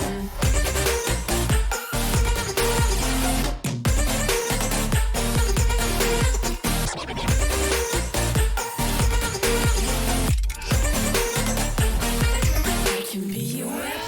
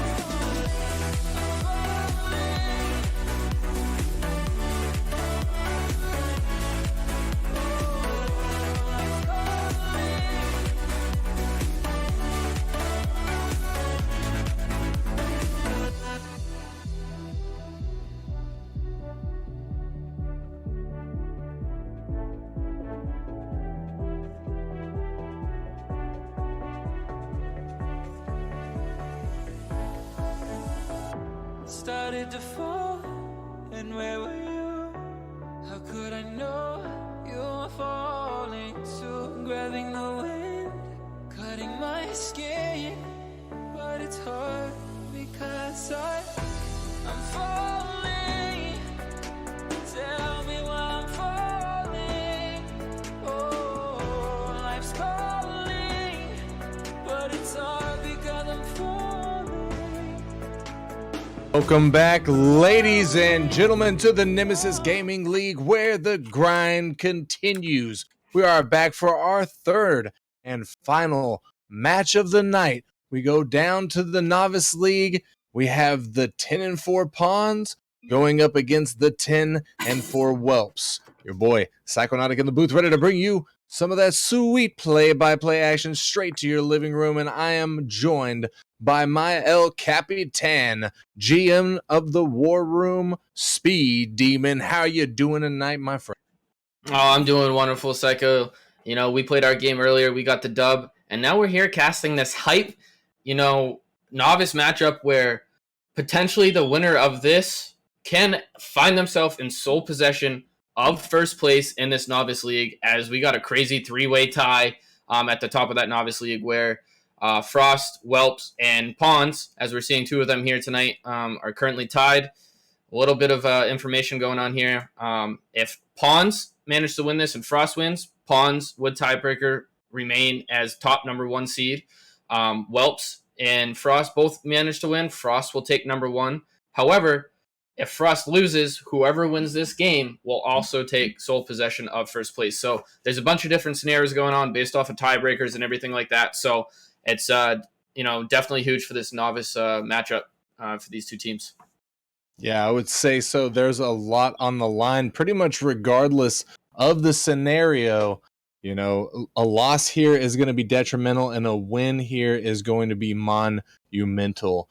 And we've got some good players on the field here. We've got on the Whelp side, we've got Mr. Marino as the captain, and then we have. I'm sorry, I'm trying to pull it up. Jeff Masters, the commentator, and we've got Grebsy. And then on the Pawns, we've got Threat, Malo, and Mr. Silent, who is also the captain. And I'd also like to point out that I believe it was Mr. Silent who just got Player of the Week. I just looked it up and then I forgot it. Yes, Mr. Silent, Week 6, Player of the Week, but also Week 1 was Jeff Masters Player of the Week. So we've got, on both sides, we've got a Player of the Week here in the Novice League. We've got 2 Mr. Captains. I think this is going to be a hot one. Speed. Yeah, it really is. Both teams looking great. Both teams have, star talent on their rosters. They're 10-4 for a reason. So I don't expect anything less of a absolute stunning performance here from both teams, especially heading into the stretch. And I'm not sure, I can't see. I wish they'd never changed this, but I can't see all the players. I think we got all the players in here. If we don't, hey, we can wait a little bit longer, but let me get it from you, Speed. Let me hear your caster prediction. Who do you think is going to take the dub here tonight, Whelps or Pawns? It's definitely a close call, but with how the teams have been doing as of recently, I think I'm going to have to give the advantage here to the Pawns tonight. They've just been looking hot recently. Just did come off of a sweep off of the Ninjas, but Whelps have lost, I believe it's 4 of their last 5 games. So they got some proving to do to stay on this top seed. Yeah, I would agree. They definitely got a little bit of work. They've been not having they've not been having the best second half of the season, especially compared to the first half of the season. And that right there, ladies and gentlemen, Mr. Silent getting the first goal of the night is not looking good for the Whelps so far, as barely 15 seconds gone from the clock before the Pawns were able to find the back of the net. Mr. Marino trying to get it out of the corner, Threat putting it back in front of the net, but Jeff Masters able to make the stop. Grebsy pops it up, can't get the follow. Jeff Masters trying to play a little bit more patiently. Mr. Silent to take it away from him. Mr. Marino off of the ceiling, gets the touch, sends it to the mid. Threat missing his touch. Malo just going to bang that all the way across to Mr. Silent, who gets it past the defense in the midfield. This could be something. Mr. Marino gets back to it. Malo with a huge shot, but it's going to get blocked away. Jeff Masters pops it up, trying to buy some time for the Whelps. Mr. Marino trying to get it out, but Malo sends it back out of the corner. Threat popping it up. The Pawns are on an offensive charge right now. Malo off the backboard, waiting for a teammate, Jeff Masters, to get the clear, and that was dangerous, but Threat made it back in time, and a little over a minute gone so far here, Speed. Pawns up by 1, looking good. Whelps getting suffocated at the moment. Yeah, they really are. They've had a couple breakouts, a couple decent looks, but for the most part, they are still getting suffocated.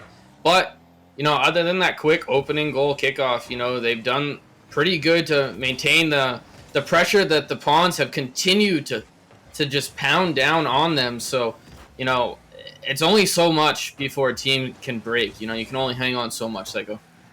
Yeah, that's true. You can only hang on so much. Whelps still having to hang on as the Pawns are not relinquishing their hold on the offensive pressure. Jeff Masters just trying to get it out of the midfield. Pops it up, but Malo going to take it away from him. Mr. Marino pops it out to the mid. Grebsy's there, can't get a solid touch on the ball. Threat going to knock that away from his net. Threat awkward under the ball, trying to get a touch. Mr. Marino to take it away. Mr. Silent to take it from him. Pops it up. He might have a look on net, but he messes up his recovery. Can't get back in front of the ball. And Grebsy to send it out as we reach the midway point of this match. Game number 1, this best of 5 series. Pawn still up by 1. And I mean, I got to say, unless the Whelps really start to play like I've seen them play, like we've all seen them play. They've been on stream several times this season. This is not the Whelps that we're used to seeing. There's a double commit that just came out from him. This looks like a very nervous Whelps, a Whelps that maybe hasn't been playing together so much in the latter part of this season. Speed, what do you think? I don't necessarily think that it might not been them playing together. I just think that they have so much to prove right now with them coming off of, a little bit of a rough spout, losing streak. So I think the whole thing is just starting to get to them. They had all this hype surrounding them to start the season, and now, they're kind of falling off a little bit. So it's just one of those things. It might be a mental block. Oh, we were doing this and now they're struggling. So I think they just need to really try to clear their mind and get things back on the right track, as they have had some good chances. They've had 3 shots on target, and Pawns do have 6, getting the last 2 or so in the last 30 seconds. So they're keeping it pretty close so far. The scoreline doesn't quite show it. Yeah, they have been definitely ramping up their offensive pressure in the latter part of this match, and with around 60 seconds remaining, they still need to find the back of the net to at least tie this game up and send us into an overtime. So they might be able to get a look on a second goal. Maybe into the regulation. We'll have to wait and see. Pawns not interested in allowing that to happen. They're still keeping it up. Mr. Silent is there, trying to get it back in front of the net. He does successfully. That bounces off of the post. There for a second, I thought that was going to awkwardly roll in. Mr. Marino doing everything he can. The double commit comes out from the Pawns. Grebsy with the touch. Grebsy can't get it through threat, but Jeff Masters there to help him out. Mr. Silent to take it away from him. Mr. Silent out of the Whelps corner, off the ceiling, but can't follow the ball. The final 15 seconds ticking down. The Whelps have to make an offensive push right here.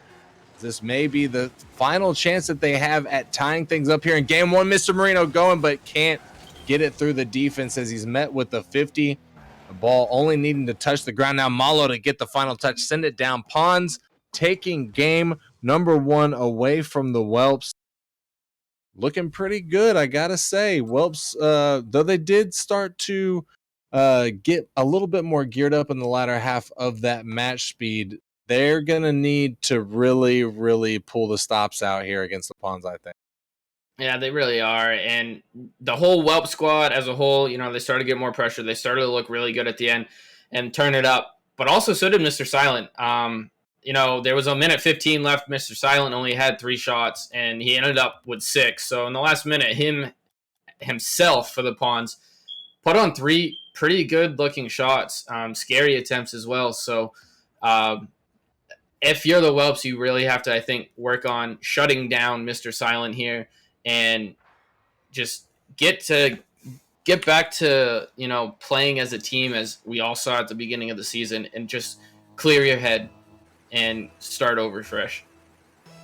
Yeah, and I'm sure the Whelps will be looking to do just that as we move on to game number 2. They're going to be looking to get a goal as Grebsy puts a shot on but can't get it through. Malo making a great save at the last second to keep that ball out. Mr. Silent getting a look himself. Grebsy there just in time to make the save. Mr. Marino with the touch that's going to send it through the defender. Mr. Silent not going to let that drop in front of the Pawns net. The ball's popped up. Malo going to meet it up there and send it into the Whelps corner. Mr. Marino missing his touch, but Grebsy there to help him out. Grebsy gets it past one in the midfield threat there out of the corner, sticking with it, but gets absolutely destroyed by Mr. Silent there, rotating ball side. Looks like they're having a little bit of a communication error there.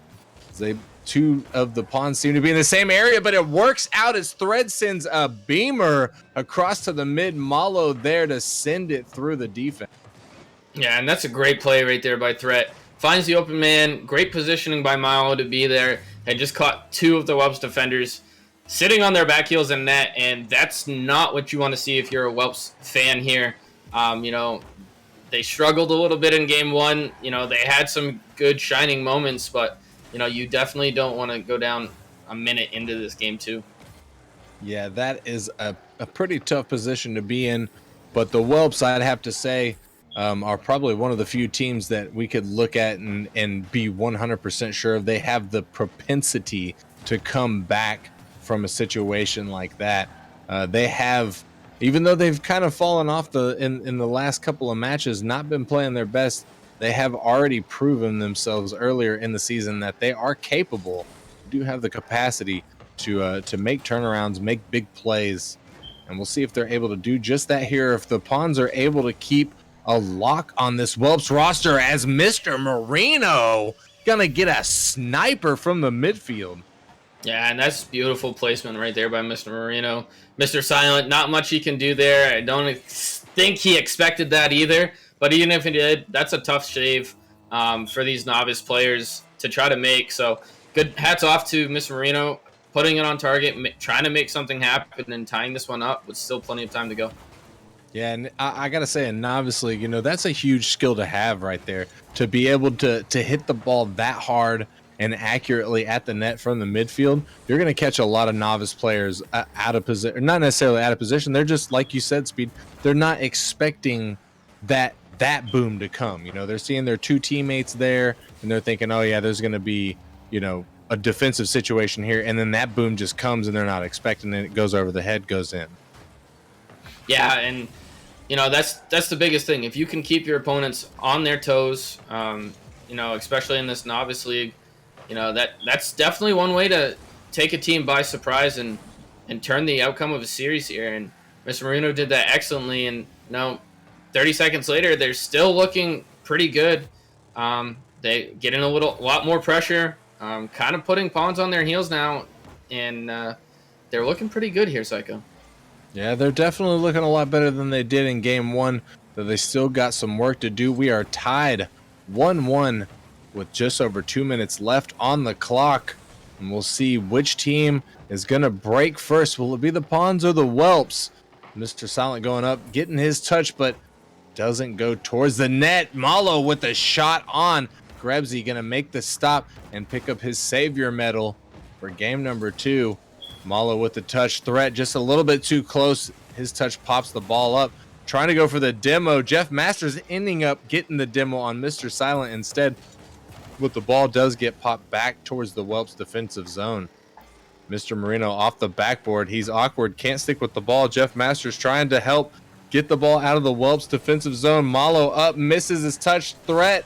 Not able to take advantage of the fake from Malo, or the possible fake from Malo, I should say, as I think it was just a missed touch. But Speed, sometimes those missed touches work out so perfectly that you just got to take credit for the fake, especially in novice. Yeah, sometimes fakes or missed touches, as you said, they work out in your favor, and they also can hurt you, as your teammates might think that you're going to hit it. So it all depends on how your comms are. But right now, both teams kind of blowing trades as we head into the final 45 seconds. As Mr. Silent really trying to make something happen here. Has kind of been fairly quiet this game number 2. Yeah, can't lie about that. And it looks like, the Whelps, they're not playing bad, but none of them are playing spectacularly at this point either. They're doing, it seems like, just what enough to sort of keep the Pawns at bay. And it looks like they're almost not able to do that. Mr. Marino making the stop on the goal line there as we wind down the final 15 seconds here. Pawns looking to close this thing out and get the second win in the series. Whelps just doing everything that they can to push us into an overtime, as Pawns have just taken back over the offensive pressure here in the final 15 seconds of this game number 2. But the ball is going to get touched down there. We do have an overtime, ladies and gentlemen. Pawn versus Whelps, game number 2. Speed. If you had to say, who would you say has the upper hand here, Pawns or Whelps? It depends. I think if this is going to be ended early, I think the Whelps might be able to, find one out. Oh, as Mallow is going to put one on, and a great save there by Grebsy. But I think the longer this game goes into overtime, it just keeps going into Pawn's favor as they've just proven to continually come on top of this Whelps team so far today. That's a pretty good assertion. Jeff Masters just missing that touch, accidentally backflipped instead of forward flipping. He might have had a shot. He did have a shot on a practically empty net, but as unfortunate, it didn't go in his favor. Whelps still, though, maintaining the offensive pressure. The ball finally does get cleared out. Threat trying to keep with it out of the midfield. Malo going up the wall, but not near the ball. Mr. Marino going to slow things down a little bit. Looks like some communication errors coming out from the Whelps there as Grebsy takes it away. Jeff Masters with the touch. This could be dangerous. His threat puts one up. Mr. Silent there looking for the double touch off the backboard, but not going to find it. Grebsy trying to get the ball out. Mr. Marino's there as well. Grebsy with the boop up. Jeff Masters there, finds it, sends it down. Nobody else from the Whelps there to help out Malo to boom that one away in a minute and 30 seconds into this overtime so far, Speed. And I'm starting to sit closer and closer to the edge of my seat. I got to say the tension is building in this arena. And it really is. As a demo comes up from Miss Marino, opening things up, but unable to get... Oh, and we got a miss here by Malo. No. And the dunk by Jeff Masters to seal game number 2 for the Whelps and get them back in this series as we are now tied heading into game number 3, Psycho.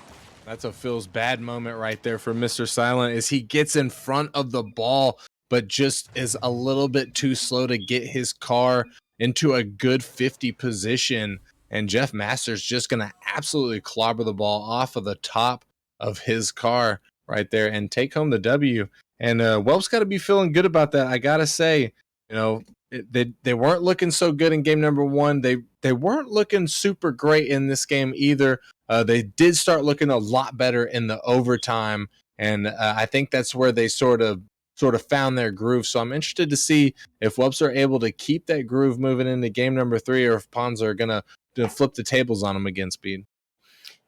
And it's really tough, you know, when you're relying on your team to make multiple saves. Whelps had, I believe it was 8 or 9 saves that came out for them as Pawns put up 11 shots. However, they only put up 6 shots themselves. So if they want to consistently pick up wins in this series, they're going to have to limit the shots that they're taking and start putting more shots on target themselves. So that's going to be a big key factor here heading into the rest of the series is how much more offensive pressure can they get? Because, again, I'll say it again, a team can only hold on so much when you're under constant pressure. Yeah, and that's very true. It's true in pretty much all the different, I would say all the way up to the pro level, it's true. Eventually a defense is going to crack. And as you said it, the Whelps pretty much putting it into play here. They're being much more aggressive so far in this game than seemingly they have been the first 2 games. But the Pawns are currently controlling the offense. The ball gets yeeted from the midfield back into the Whelps corner, and Malo's there, takes advantage of a sleeping Whelps defense.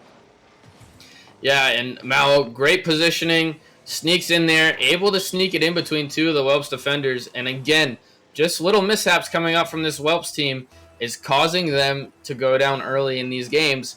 And with how much little offensive pressure they kind of have built up in this series, it's just going to drain them even further and further as they're going to have to just keep pushing harder and harder, which they can't really afford to do because their defense has to be spot on. Yeah, I agree. The Pawns are definitely feeling themselves right now. They're being fairly accurate throughout the series so far, currently sitting at a 50% shot accuracy, which is definitely not a bad shot accuracy to be sitting at. But we'll see if the Whelps are able to generate enough offense right here. The triple commit from the Pawns. Grebsy going to take advantage, and disaster strikes in the defensive ranks of the Pawns. Yeah, that's a big bump right there by Jeff Masters. A little help out from the Pawns themselves. 2 whiffs, 2 misses coming out. So, you know, good on them for being able to capitalize on the Pawns' mistakes. And great heads-up play there by Jeff to clear the one remaining player that could have made a play on that.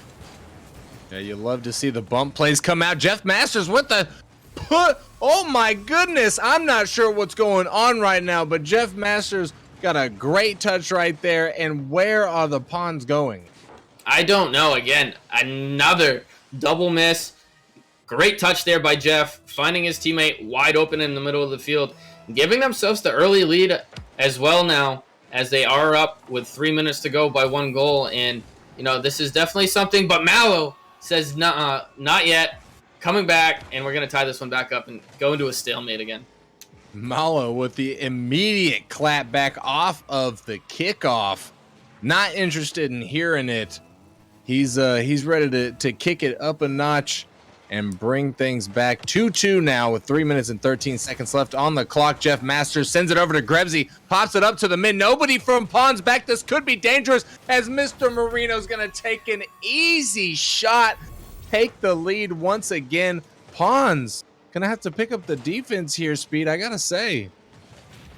Yeah, their defense hasn't looked so good here in Game 3, but they also haven't faced this much pressure coming up from the Whelps yet. So, it's hard to say if their defense maybe isn't as good as we thought they were, or they just weren't quite ready and expecting the Whelps to really come out firing so hard. But I can see why both these teams are 10-4. We're starting to see a high-scoring action, and, this is turning out to be a great showing here by both teams. Yeah, I mean, oh, man, Jeff Masters with another shot there, though. Gonna go wide. Grebsy in the midfield. Grebsy trying to stick with it. He does get the dunk. Mr. Silent, though, gonna boom that ball away. Threat playing up, but not able to get any sort of touch on the ball. Jeff Masters with a big clear off of his backboard.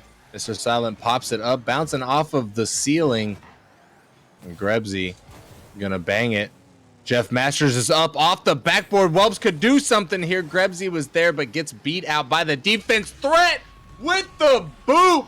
And him playing up finally pays off. A huge play from Pawns. And I was not expecting that play. I was expecting Threat to go for the bump or demo, and I think that's what he might have been trying to do. But it works out in the end for the Pawns here. Threat getting the touch. Thankfully, it didn't hit off of the backboard, and they're going to tie this one up with 2 minutes to go. And again, this game is just turning into a stellar performance by both teams. I don't know what's going to be happening next, but I'm excited to watch the rest of this series for sure. And there's a little under 2 minutes left of this particular game number 3, and we are tied at 3, oddly enough. But we'll have to see if this moves into yet another overtime, as game number 2 did, or if one of these teams is able to take the lead, hold the lead, and then move into a match point position in this game 5 series, or this best of 5 series, excuse me. Jeff Masters with the ball. Jeff Masters trying to find the 50, but it's going to go in favor of the Pawns. Mr. Silent pops it out, trying to get it in front of the net. Mr. Marino with the touch. Jeff Masters in the midfield. Pass 1, Jeff Masters to follow. Can't get another touch on it as Malo sends it away. Malo trying to stick with it. Grebsy going to miss the ball and fake out Malo. Threat in the backfield. Threat to stick with it. He's trying to fake out the defense, but Grebsy going to get a touch on it, take it away. And the Pawns now just seemingly toying with the Whelps as they're just not allowing the Whelp speed to get out of their defensive zone. This is the first time Grebsy right there was the first time Whelps had been out, and it felt like almost a minute.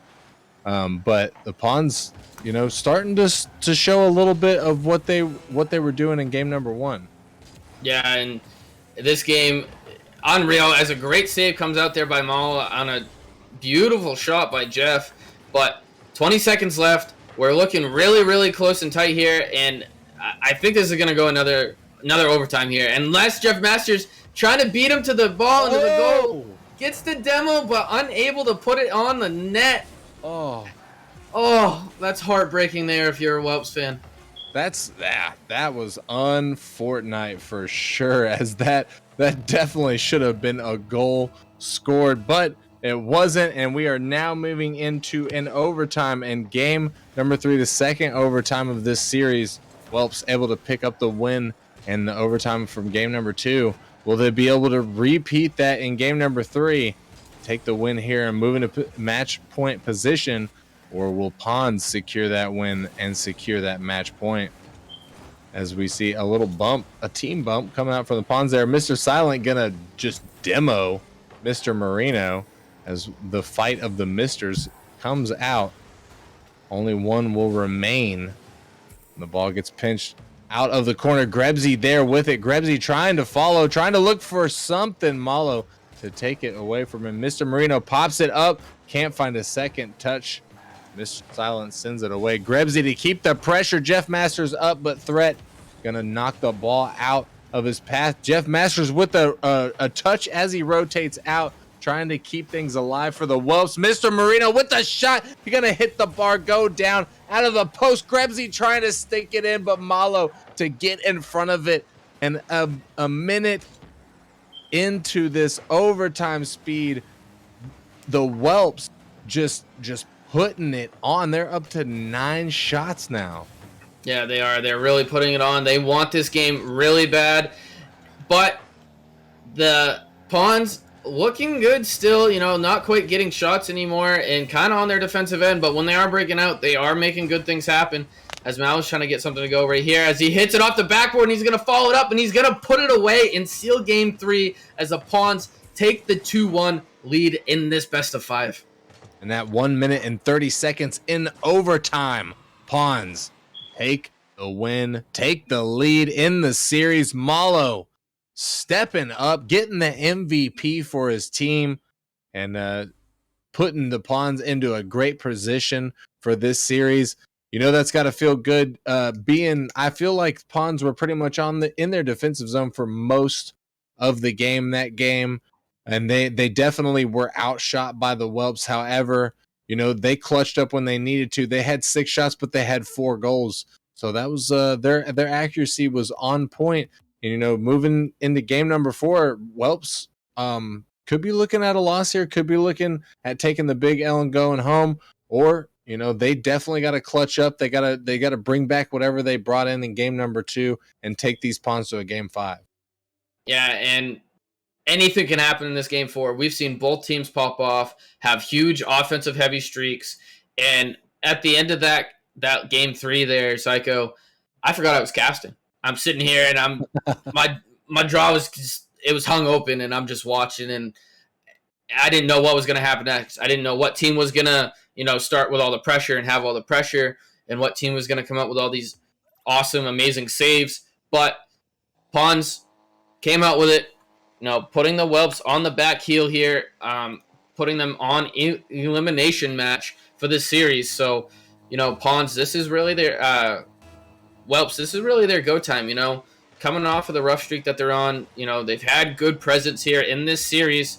They just got to put another full game together and try to force this into a game 5. They certainly do, and I'm sure that they will be doing just that.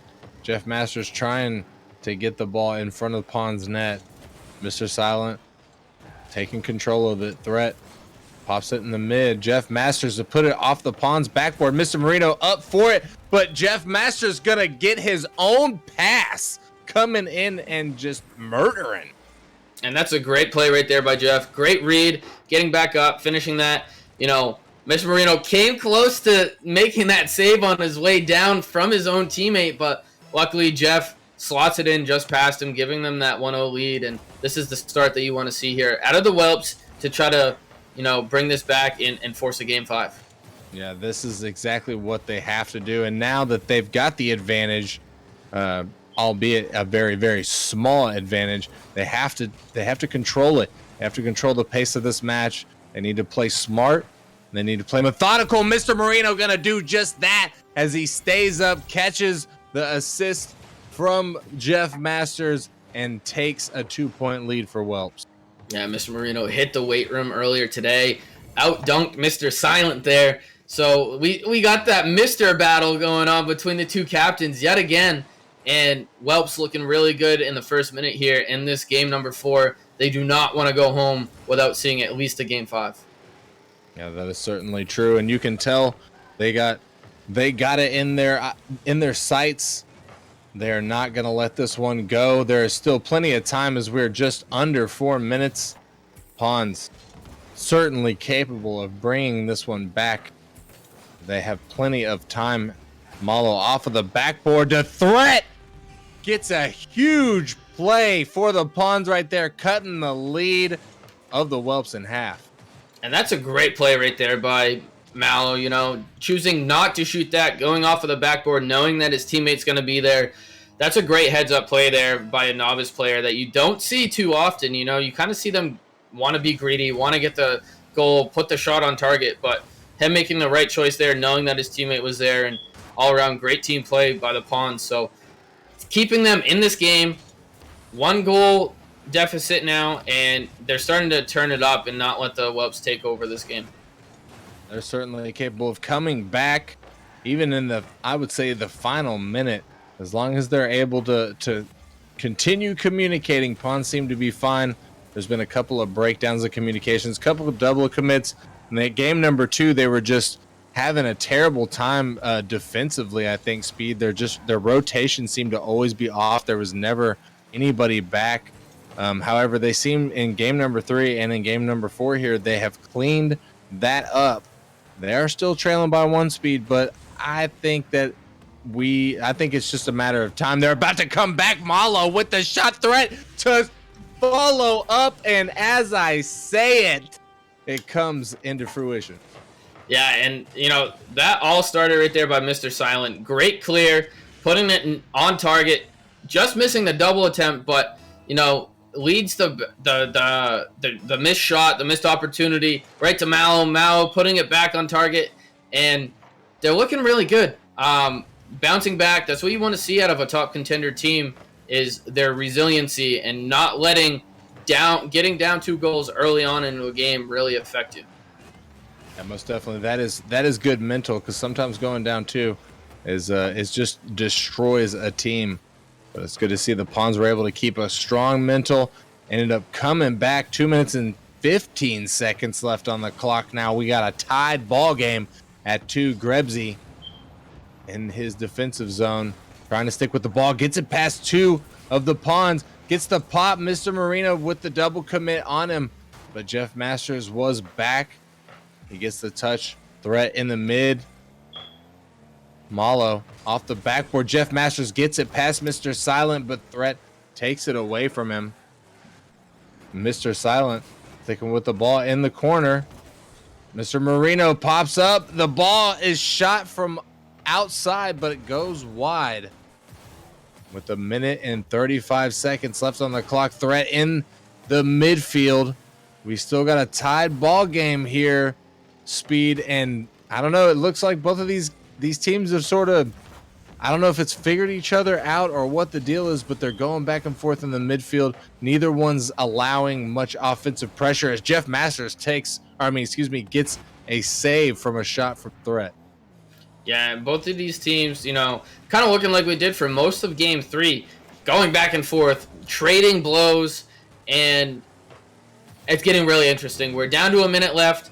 You have the Whelps on elimination match point right now. Pawns looking to finish this in 4. Whelps trying to force a game 5, and, you know, it's just getting really exciting as I don't know what's going to happen next, and it's really hard to just, like, sit here as, Grebsy with the backflip, almost missing it, but gets his teammate, has his back, thankfully, as we're heading into the final 30 seconds here. Yeah, Jeff Masters with a huge help to Grebsy right there as he misses it, but Jeff Masters was there for that save, which saved the Whelps. In the final 30 seconds, we might, ladies and gentlemen, have our 3rd overtime in a row. Game 2, 3, and possibly game 4 going into overtime here. Both of these teams with an overtime win so far in this series. So this is anybody's ball game at this point. And the final 5 seconds tick down. Mr. Silent having one more shot here. He gets just demolished off that ball. He got bodied, and the ball gets put down by the Pawns. And here you go, Speed. We've got our 3rd in a row overtime for the series. And would you really expect anything less from, two of the top 3 teams in the Novice League? Because I wouldn't. This is a barn burner of a series. Both teams looking fantastic, looking playoff ready, trading blows as Threat, Mr. Silent with a huge demo, trying to open things up for this Pawns team. The shot coming out by Mao off the post and wide as this Pawns team is coming out firing hard here in this Game 4 overtime. A close one there for the Whelps as the Pawns almost able to snipe through that shot, saved merely by the post. The ball does get pinched out. Jeff Masters there, bangs it away. Mr. Silent pops it in the midfield, there to follow. Gets a touch up to Malo looking for it. But, Mr. Marino got demoed, but the Whelps were able to knock the ball away. Grebsy there for the shot, finds the pass from Jeff Masters. I wasn't even expecting that pass to come. Oh, well, okay. Now I see that it really didn't come from Jeff Masters. Threat with the mistouch. Yeah, mistouch there by Threat, putting it right in front of his own net. A little bit of an unfortunate, as you did have, like you said, Jeff Masters breathing down his neck, trying to get that toward the middle, and it ended up working in his favor. So, we are going to Game 5 here, Psycho, as Mallow types in chat, told him to throw for content. So, who knows? Who knows? Maybe we got some throwing going on to force a Game 5. Maybe he's just saying that to make himself look a little better. But either way, going to a Game 5 after a third consecutive overtime. What are you expecting here in Game 5, Psycho? And, who do you think is ultimately going to take this Game 5? It's really hard to say, and both of these teams are just playing so good. It's been a back and forth. And I think, honestly, even though it hasn't been a trend here in this series, I think who's gonna take this is the team that scores first here tonight in this game number 5. I think whoever scores first is gonna get the mental boost, they're gonna get the morale boost, and the other team is gonna be nipping at their heels for the rest of the rest of this match. Yeah, and I think you might be right here. Looks like we got a little bit of a mishap. Someone got stuck or something. I don't quite know what that means. I think Mr. Silent fell prey to that that glitch that happens from time to time when you join, where it just kind of puts you to the side of the arena, but it doesn't let you actually do anything. Yeah, that glitch. Yeah, I forgot. Rocket League's been full of glitches ever since the big update last season, especially with the private matches. So that doesn't surprise me, but we'll get everyone joined back up into the new lobby here, and we'll get started underway pretty shortly. But back to your point, Psycho, first goal of this Game 5, I think you're right. I think whoever scores first in this Game 5 ultimately will end up taking this game and taking this series and potentially putting himself in a position to take sole possession or at least have the tiebreaker for that number 1 seed. So I'm really excited to see how this is going. I expect it to be close nonetheless, possibly even another overtime game as we've seen the last 3 head that way. But I'm just really excited to see this match and really see who is able to finish out strong in this Game 5, because that's going to be a huge telltale heading into the rest of the season and into playoffs on the mental capacity and the mental ability of these teams. Yeah, big facts, and I just checked the reporting, and Frost still hasn't played, so we still. I've been watching that too. I've been trying to get that update, but Frost still has yet to be reported yet. So, still a lot in the air right now for this match. Still a lot in the air. Exactly. It's not quite guaranteed for anyone who wins where they're going to be sitting. So, we'll see what happens. We certainly will, and it looks like Grebsy's letting us know that the Whelps are ready to go whenever the Pawns are. I think it looks like the Pawns have joined, at least Mr. Silence joined, so hopefully we'll be getting this back up and going for you, ladies and gentlemen, as soon as possible. Again, if you're just joining us or if you're just getting back, We are in the Novice League. Pawns versus the Whelps. Both of these teams are 10-4. Both of these teams are fighting for the number 1 seed, the possibility of clinching the number 1 seed in the playoffs here tonight. We are in game number 5. So bring the hype in the chat if you're in the chat. Game number 5, Whelps versus the Pawns. The winner of this match goes home. The winner of this game goes home the victor here. Possible number 1 seed for the playoffs, which would be huge here in the Novice League. Jeff Masters just trying to get up in the offensive play. He gets a touch to get the ball out. The Pawns to keep it in threat. Coming out of the corner, Mr. Marino with the flick. Can't get it through Malo, but he does get the bump. Opens the lane for Grebsy, who gets a long shot, but Malo there to make the save. Grebsy almost with a huge redirect right there. His shot hitting the post, unfortunately, as Mr. Marino getting it through some defenders, the whole team, dare I say, but Jeff Masters comes in to finish it. Yeah, great solo play there by Mr. Marino, unable to finish it off, but Jeff Masters, yet again, having his teammates back in this series, and this one, a really, really big one, giving them the early 1-0 lead here in Game 5. And just a little heads up for those of you all wondering, I don't know series scores or anything, but I do know Frost is currently playing their match right now, so that reporting, could be coming out at any time as well. Coming out at any point in time, but they could be in game number 1 to be fair, and we might still have to wait another 30 minutes. We won't know, but what is important is Malo trying to keep the Pawns alive, getting a shot that's gonna go wide. Threat in the midfield.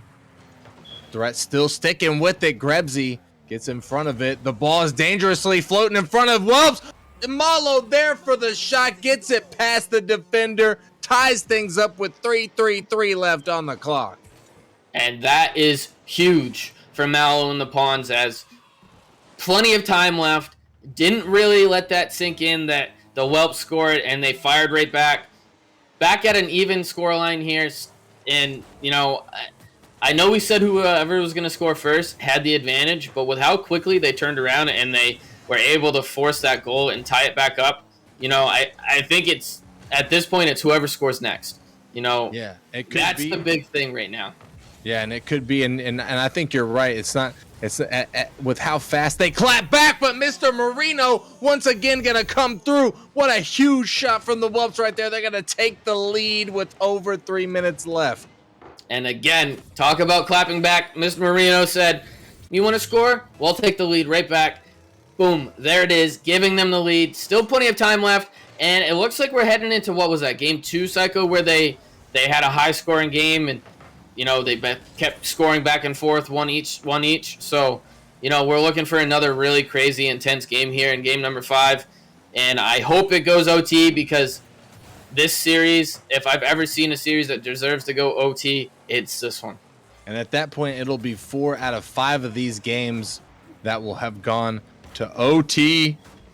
Mr. Silent doing everything that he can to keep that ball out from in front of his net, but 4 out of 5 games to OT speed, that sounds amazing. Like I don't recall. I'm sure there has been some matches, but I don't recall, at least on stream, there being a match that has gone 4 out of 5 or even 5 out of 5 OTs. Yeah, it's really rare, as we're seeing a Rule 1 here between Jeff Masters and Threat, leaving a 2v2 here, and that's, I don't know if that's a good thing here for the Pawns. It all depends on how much of a twos player they are, but Whelps looking to make something happen, trying to take advantage. So Pawns really got to make something happen here, as Malo and Mr. Silent are going to capitalize on that 2v2 situation here, Psycho. Looks like they might be more accustomed to the twos, as Whelps were very close to each other, and in a 2v2 situation like that, you definitely want to put some space in between yourself and your teammate. As we just saw, they got beat out pretty much at the same time, leaving the net open. Pawns tying things up. That Rule 1 or Rule 2, depending on who you're talking to, playing in favor of the Pawns. And Threat with the touch in the midfield. Mr. Silent getting the pot shot, but it's going to go over Jeff Masters there. Nobody else from the Pawns to capitalize. Jeff Masters and Mr. Marino going to give a little love tap in the corner. Working out for the Whelps, but Threat is there. Gets the pop up. Jeff Masters to take away from him. Jeff Masters gets it out, but immediately demoed. Grebsy in a 50 with Malo. Jeff Masters is up, misses the touch. The ball is floating in the midfield. Mr. Marino not decided if he wants to go for it. Takes his time, gets the touch off a Threat. Mr. Silent to send away the ball. 1 minute left on this game. Speed. We're still tied at 2, and I cannot see a clear advantage in either of these teams. It seems like they've both slowed down, and they're almost like they're trying to get it to the OT.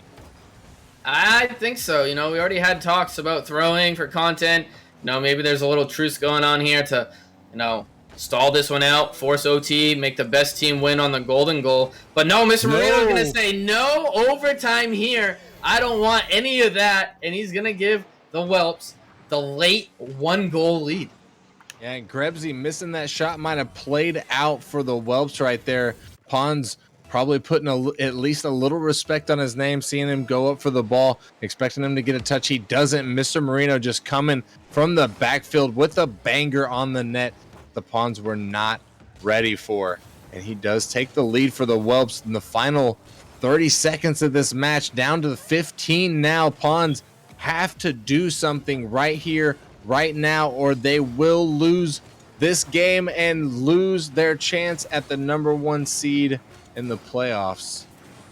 The final second winds down, and there you have it, ladies and gentlemen. Whelps taking this win in game number 5.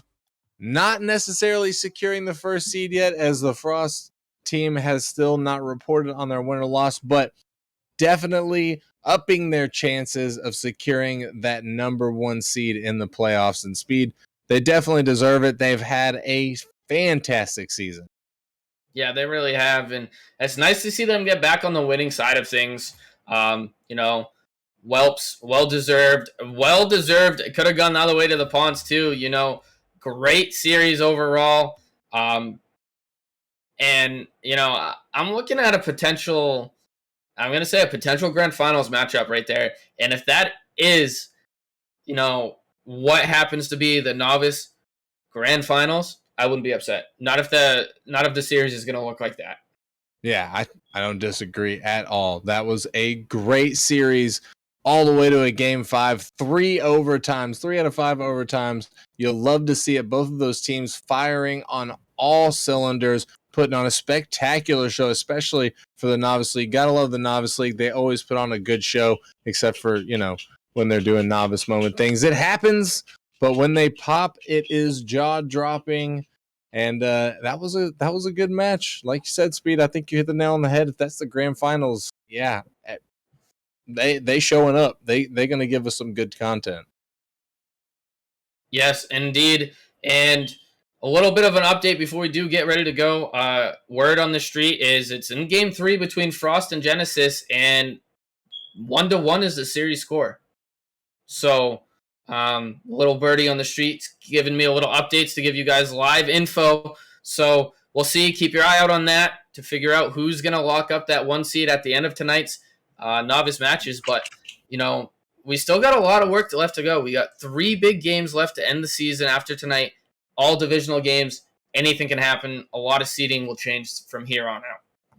True. Yeah, we are in the most exciting portion of this season. Season number 7, getting close to the play-ins, playoffs. It's going to be fantastic. Quick shout out to Goff, who resubbed 23 months. 1 more month, Goff, and you're at 2 years, big boy. That's good stuff. You love to see it. All the love from the community, ladies and gentlemen. That wraps us up here tonight at the Nemesis Gaming League. That's 3 bangers for you, 3 great matches, and we are going to be back Wednesday night with 3 more Rock'em Sock'em Rocket League robot stuff. Put it up. It's going to be great. I don't know, Speed. It was a good one tonight, and it's going to be good next Wednesday. Ladies and gentlemen, thank you for joining us here tonight It was a fantastic. Speed, thank you for joining me in the booth. It's always a pleasure. Thank you. Have a good night, everyone.